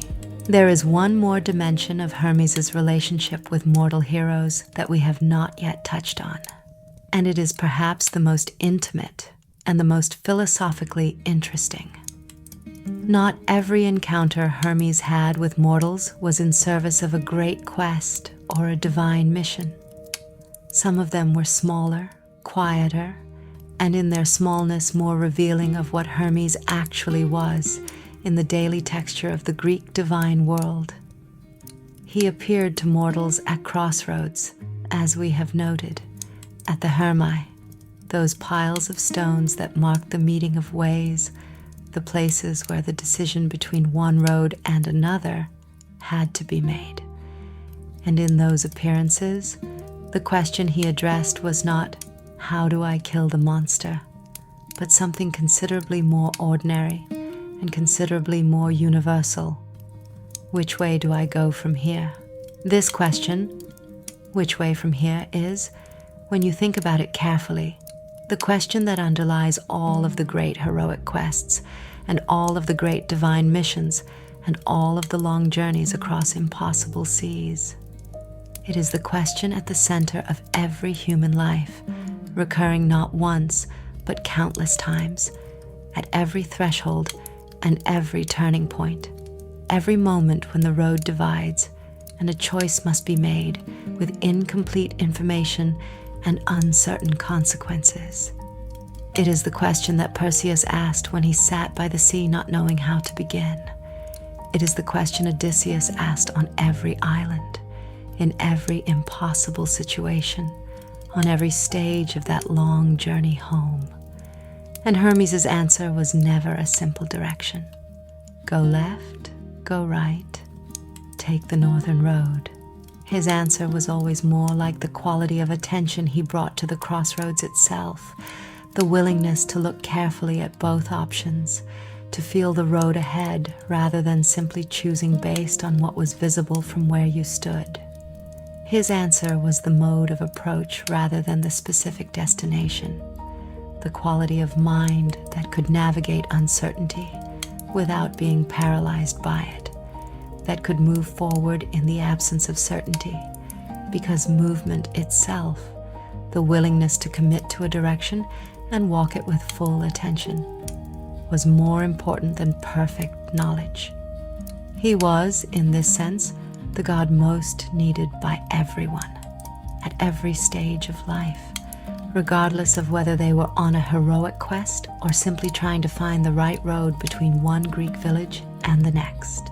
The threshold crosser, the boundary navigator, the being who had never been paralyzed by the existence of two roads and the uncertainty of what lay down each. This was the god you needed at every crossroads, in every moment of decision, every time the path divided and the choice had to be made. The Greeks put his image at every crossroads for this reason, not to worship him from a distance, but to invoke his presence in the moment of decision, to ask, in effect, for the quality of mind that he embodied, the particular combination of courage and intelligence and ease with uncertainty that made it possible to choose a road and walk it without looking back. Breathe slowly now and let the crossroads be present in your imagination, not as a symbol of danger or confusion, but as what it actually was in the Greek imagination. A place of possibility, a place where multiple futures were briefly visible before one was chosen and the others faded. A place sacred to the god who was most fully himself precisely there, at the meeting of ways, between the roads. Every story that takes its subject seriously arrives here eventually, and the story of Hermes is no exception. But I want to approach this carefully because the word limits can be misleading when applied to a divine being in a mythological tradition as rich and as psychologically subtle as the Greek one. We are not talking about weakness in the ordinary sense, about a deficiency, a flaw, a place where Hermes simply was not good enough at what he did. We are talking about something more interesting and more philosophically significant than that. We are talking about the places where the quality that made Hermes who he was, the boundary crossing, the in-betweenness, the mercurial ease with transition and threshold, encountered its own deepest nature and had to reckon with what that nature actually was and what it actually meant. Because here is the thing about being the god of thresholds. You can cross every boundary in the universe with ease and grace and the particular winged freedom that characterized Hermes' existence. You can carry messages between Olympus and earth, between the living and the dead, between one god's domain and another's. You can put 100 eyes to sleep with music and story. You can negotiate with Hades himself. You can navigate the impossible enchantments of a divine sorceress and find the way through every closing door. All of this you can do, and Hermes did all of it with a completeness and a consistency that no other divine being in the Greek pantheon could match. But crossing a threshold is not the same as staying on one side of it. And the deepest thing about Hermes, the thing that his stories reveal when you read them carefully and sit with them long enough, is that his freedom was also, in a very precise sense, his constraint. He was the being of the between spaces, the divine inhabitant of transition itself, and that meant that the one thing he could not do, the one kind of existence that was genuinely unavailable to him, was the thing that every mortal human being he had ever guided was trying to find their way toward. He could not arrive and stay. Let me explain what I mean by this, because it is the heart of everything that this final chapter wants to say, and it deserves to be approached with the same slowness and care that the best things always deserve. Breathe slowly. Let the story settle around you like a coat picked up at the end of a long journey. And listen. There is a story about Hermes and Apollo that is not usually told as a story about limits, but which reveals itself as exactly that when you look at it from the right angle. It begins, as many of the most important stories do, on a completely ordinary afternoon, or what passes for an ordinary afternoon when the participants are immortal divine beings with a great deal of time and a considerable capacity for both enjoyment and irritation. Apollo came to Zeus with a complaint. This was not unusual. The gods came to Zeus with complaints the way mortals came to their local magistrates, with the expectation that the highest authority would sort out what the lower parties could not settle between themselves. Apollo's complaint was familiar in its broad outlines. Hermes had stolen something from him. The cattle, yes, we know about those, but that was the beginning, the first chapter of a relationship that had been, in the centuries since that first day, considerably more complex and more interesting than a simple story of theft and restitution would suggest. The thing Apollo brought to Zeus was not a complaint about cattle or a lyre or any specific theft. It was a complaint that was harder to articulate and harder to adjudicate. A complaint about the nature of Hermes himself, about what it was like to be in relationship with a being who was always moving, always transitioning, always in the process of becoming something else, or going somewhere else, or completing one mission and departing for the next. Apollo, who was himself the god of clarity and light and the fixed points of the divine world, the sun in its arc, music in its mathematical precision, prophecy in its terrible certainty, Apollo found Hermes, after all this time, genuinely bewildering in a way he could not quite resolve. You cannot hold him, Apollo told Zeus. You cannot know where he is or what he is doing, or what he will do next. He crosses every boundary and respects none of them, and the moment you think you understand him, he is already somewhere else, already in the middle of something different, already transformed into a different form, or a different role, or a different face of the inexhaustible thing that he is. Zeus listened to this with the patient attention of a parent who has heard both children's versions of an argument many times and understands that the truth is not located in either version, but in the space between them. And then he said something that silenced Apollo in a way that mere authority would not have managed. He said, "You are describing his nature, not his fault." Apollo was silent for a long moment, and in that silence, something shifted. Not in Hermes, who was not present for this conversation, and would have found it both amusing and faintly illuminating had he been, but in Apollo, who was beginning to understand something he had not quite understood before. The thing he was complaining about, the inexhaustible motion, the refusal to be fixed in a single place or a single role, the always transitioning quality of his brother's existence. This was not a choice Hermes made, or a behavior he could modify if sufficiently motivated. It was what he was, as fixed in its own way as Apollo's own clarity and his own light, as much a defining characteristic as the sun's daily arc across the sky.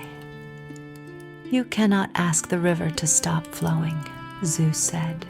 You can only decide whether to swim in it or to stand on the bank. And Apollo, who had always stood somewhat on the bank where Hermes was concerned, who had maintained a relationship of admiring exasperation with his impossible brother, close enough to see everything and perpetually slightly too far away to actually reach him, Apollo understood, in that moment, something about his own relationship to his brother that he had never quite articulated before. He loved him, completely and genuinely, and with the full complexity that love takes on when its object is someone you cannot quite contain in any concept you have available. He loved him in the way that the fixed loves the moving, with longing and with frustration, and with the particular quality of admiration that is tinged with something like envy. The recognition that the thing you are watching has access to a kind of freedom that your own nature precludes. And Hermes for his part. And here we are at the heart of the limit, the place where the trickster's story arrives at its deepest truth. Hermes loved Apollo in the way that the moving loves the fixed, with the same longing, the same admiration, the same sense of something just beyond reach, because what Apollo had, and what Hermes in his constant motion could never quite have, was the experience of being fully present in a single place and a single moment for long enough to feel it completely. The sun in its arc moved too, yes, but it moved in a fixed path, a guaranteed return, a daily circuit that was both journey and home simultaneously. Apollo knew where he would be tomorrow and the day after, and in 1,000 years. The same arc, the same light, the same clarity. Hermes did not know where he would be tomorrow, had never known, had never stayed anywhere long enough to find out what it felt like to still be there when the light changed and the season turned and the thing you were watching completed its arc and began again. He had always departed before that. He was always in the middle of the next crossing. This is the limit. This is the place where the trickster's cleverness met something it could not simply navigate around. Not an enemy, not an enchantment, not a closed kingdom, or 100 watchful eyes. Just the simple, unanswerable fact of what he was and what that meant he would never be. He was the god of departure. And departure, by definition, means you are always leaving somewhere. And the thing you are always leaving is the experience of having arrived. Let us follow this thread into one of the most philosophically interesting and least often discussed of all the Hermes stories, the story of his relationship with Prometheus, which reveals something about Hermes that his other stories, for all their richness, do not quite reach. Prometheus, as you may remember from other stories in the long tapestry of Greek mythology, was the Titan who stole fire from the gods and gave it to human beings, who gave humanity, in other words, the capacity for civilization, for warmth, for the transformation of raw materials into tools and art, and the entire built world of human culture. He paid for this gift with a punishment of such sustained and systematic cruelty that it stands as one of the darkest images in all of Greek imagination. Chained to a rock, his regenerating liver eaten daily by an eagle sent by Zeus, unable to die and unable to escape, condemned to an eternity of precisely calibrated suffering. Hermes appears in the Prometheus story in a role that is deeply uncomfortable and has been noted by classicists and readers for millennia as one of the most morally complex moments in all of Greek mythology. He was sent by Zeus to Prometheus on his rock, and the message he carried was not one of mercy or release or the offer of any negotiation. It was a demand. Tell us what you know about the prophecy that threatens Zeus's power. Give us the information. Comply. And Prometheus refused. With magnificent, terrible, absolute defiance, the Titan who had given humanity its most fundamental gift refused to give the king of the gods what he wanted, accepted the continuation of his punishment rather than his freedom at the cost of capitulation, and said things to Hermes in that encounter that the playwright Aeschylus preserved in words of such stark power that they have not lost their force across 2.5 millennia. He called Hermes a lackey, a servant of the new gods who lacked the depth and the genuine courage to stand for anything beyond his function. He said, with a contempt that was also somehow a kind of pity, that Hermes was young in a way that had nothing to do with the age of his divine existence. Young in the sense of not yet having understood what it meant to suffer for a principle, to pay the full price for a belief, to be reduced to the absolute minimum of existence and find that what remained was still, somehow, enough. Hermes delivered his message and received this response, and what happened inside him in that exchange is not something the ancient sources make explicit. The texts show us his words, correct, official, the words of a divine herald executing his commission, and they show us Prometheus's response, enormous and defiant and ringing with the particular authority of someone who has nothing left to lose and has discovered, in that nothing, a kind of bedrock freedom that Hermes, with all his winged mobility, had never quite accessed. But if we read carefully, if we sit with the scene long enough, something becomes visible in the space between the lines. Hermes was not unmoved by what he heard. The being who could read every situation, who understood the subtext beneath every surface, who had always known what was really being said beneath what was being said.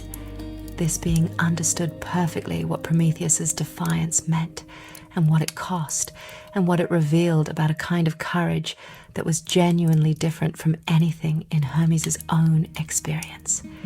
His own courage, and he had it genuinely and in abundance, was the courage of motion. The courage of the being who goes where others will not go, who crosses the boundaries others cannot cross, who moves through darkness with the confidence of someone who has always found the way through before. It was a real and significant form of courage, and it had served him and the gods and the mortals he guided with complete consistency across his entire divine career. But Prometheus was showing him something different, the courage of stillness, the courage of the being who cannot move, who is literally chained to a rock, and who finds in that absolute immobility not defeat, but a form of absolute freedom that the mobile being, always in transit, always between destinations, cannot quite access. The freedom of having chosen your position and held it without reservation, the freedom of having said, this is what I believe, and this is what I will not betray, regardless of the cost, regardless of the duration, regardless of anything at all. Hermes left Prometheus on his rock and returned to Olympus with his mission unaccomplished, and whatever he felt in that departure. And he felt something, the threshold crosser, who had crossed the threshold of that encounter and came back different from how he went in. Though the difference was subtle enough that no one watching would necessarily have noticed, whatever he felt, he carried it with him. He carried it the way he carried everything that had genuinely mocked him across his long divine existence, in motion, in the between spaces, in the private interior of a being who was always traveling, and who therefore had to carry everything he valued with him, because he had no fixed place to put it down. There is a third thing that this final chapter needs to address, and it is perhaps the most intimate and the most personal of all the limits that Hermes' stories reveal. It is the question, not asked directly in any ancient text, but present as a kind of undertone in all of them, of what it was like to be Hermes on the inside. We have spent 4 chapters watching him from the outside, his actions, his missions, his relationships with gods and heroes, and the mortal dead.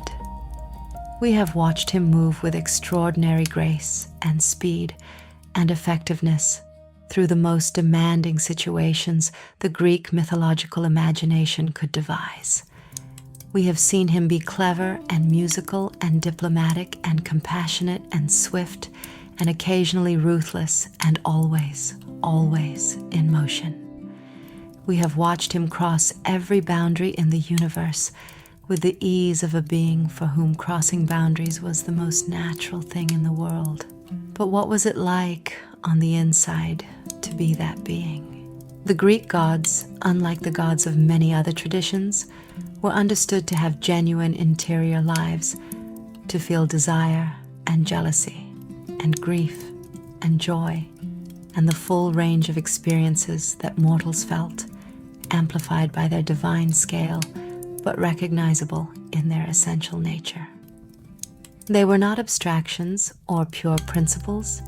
They were persons, with all the complexity and occasional contradiction and deeply individual quality that personhood implies. And Hermes was a person as fully as any of them, however much his particular mode of being placed him perpetually in the between spaces where personhood becomes harder to locate and easier to overlook. So what was the interior experience of the being who was always between? I think, and this is not something the ancient texts say directly, but something they reveal when you read them with this question in your mind. I think Hermes was lonely in a way that his perpetual motion and his perpetual engagement with the world made invisible, even to himself most of the time. Not the loneliness of the isolated being, the creature who has no connection to others and moves through the world untouched by genuine contact. Hermes was the opposite of that, the most connected being in the Greek universe, the node through which every communication passed, the presence at every threshold and every crossroads, the face that showed up at every moment of transition in every life, divine and mortal. He had more contact with more beings than anyone else in all of creation, but contact is not the same as presence, and connection is not the same as belonging. He connected everyone to everyone else, and in the connecting, he was always the medium rather than the destination. The message always went through him towards somewhere else. The heroes he guided always moved past him toward their quests and their kingdoms and their homecomings. The souls he escorted to the underworld arrived there and became part of that kingdom. Even the gods whose missions he served were always in their places. Apollo in his clarity, Zeus in his authority, Demeter in her harvests, Poseidon in his seas, while Hermes moved between all these places and belonged fully to none of them. He was the connective tissue of the universe, and connective tissue does not have a home. It is what makes the connection between homes possible. Now I want to be careful here, because I do not want to tell a story in which Hermes is simply sad, simply defined by lack, simply the being whose freedom was actually a form of imprisonment. That would be too simple and too dark and ultimately false to what his stories actually show. He was genuinely delighted by what he was. The music, the cleverness, the speed, the particular pleasure of finding the way through an impossible situation. These were not compensations for a life he wished were different. They were the life itself, enjoyed on its own terms, with something very close to complete satisfaction. But late in his existence, in the long, quieter centuries after the great age of heroes, when the world had changed and the direct interventions of the gods in mortal life had become less frequent and less dramatic. There are traces, in the oldest and most reflective of the ancient sources, of a quality in Hermes that is harder to name than cleverness or speed or diplomatic grace. a quality that showed itself in the tenderness of his accompaniment of the dead, in the particular patience he brought to the crossroads encounters with ordinary mortals, in the way his music, when he played for himself rather than for any particular purpose, had a quality that went beyond beauty into something more searching and more personal. It was the quality of a being who had spent eternity in motion and who understood with the deep, non-verbal understanding that comes not from thinking about something, but from living it completely, that the motion itself was the destination, that there was no arrival waiting at the end of all the crossings, no fixed place that would finally constitute home, no moment of rest after which the traveling would be over and the staying could begin. The between spaces were not the path to somewhere else. They were the place itself. The threshold was not the entrance to the room. The threshold was the room. This is, when you sit with it, one of the most profound and one of the most difficult things that any being in any tradition has ever had to understand about itself. And Hermes understood it, not as a tragedy, though it contained real loss, and not as a limitation to be overcome, though it was genuinely a limit, but as the truth of what he was and what he was for, and what his existence meant in the architecture of the universe. He was the God who made connection possible by being himself perpetually unconnected to any fixed point. He was the carrier of meaning precisely because he was not the meaning itself. He was the one who could cross every boundary because he belonged to none of the territories those boundaries defined. His homelessness was not an accident of his nature or a wound in his existence.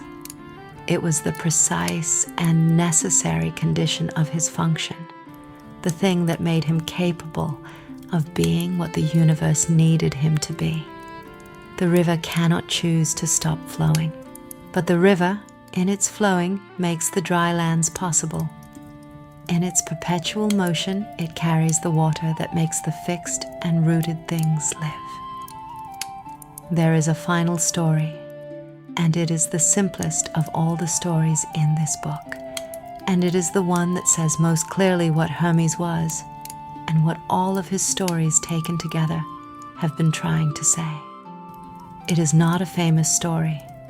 It does not appear in Homer or Hesiod or Aeschylus or Pindar with any particular prominence. It exists in the margins of the mythological tradition, in the smaller collections and the fragmentary sources, in the kind of story that gets told not because it involves a great hero or a great crisis or a great divine intervention, but simply because it is true in the way that the most ordinary stories are sometimes true. True in the way that a well-observed detail of daily life can be truer than an epic. An old woman was walking on a road at evening. She was going home from the market, carrying more than she should have been carrying, moving slowly in the way that very tired people move, not complaining, simply enduring, putting one foot in front of the other, because that was what the road required.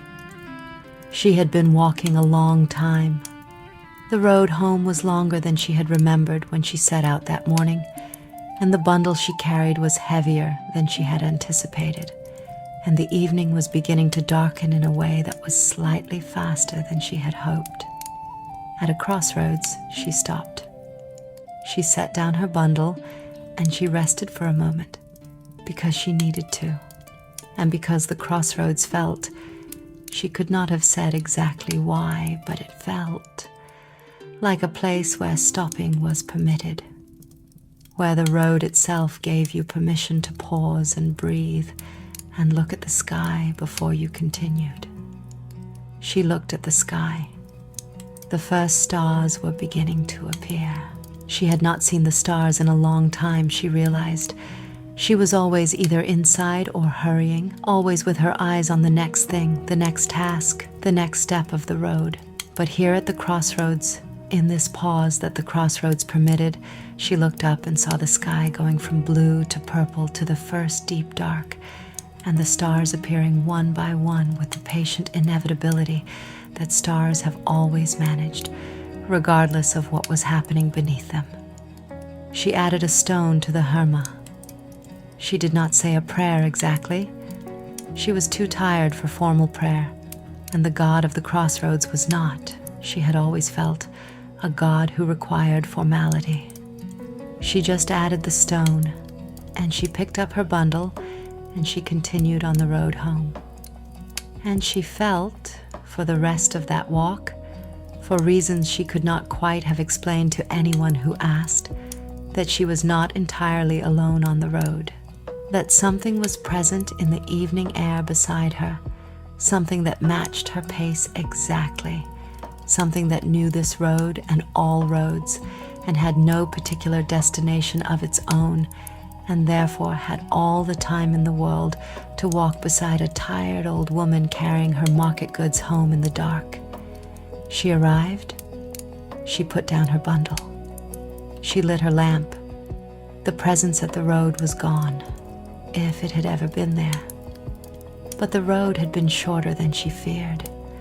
The bundle had been lighter than she remembered, and the stars, which she had not seen in so long, had been there all along, waiting for the moment when she stopped long enough to look up and notice them.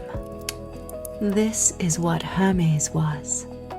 Not the great spectacular interventions only, the negotiations with Hades, the 100 eyes put to sleep, the divine sickle given to a young hero at the edge of the sea.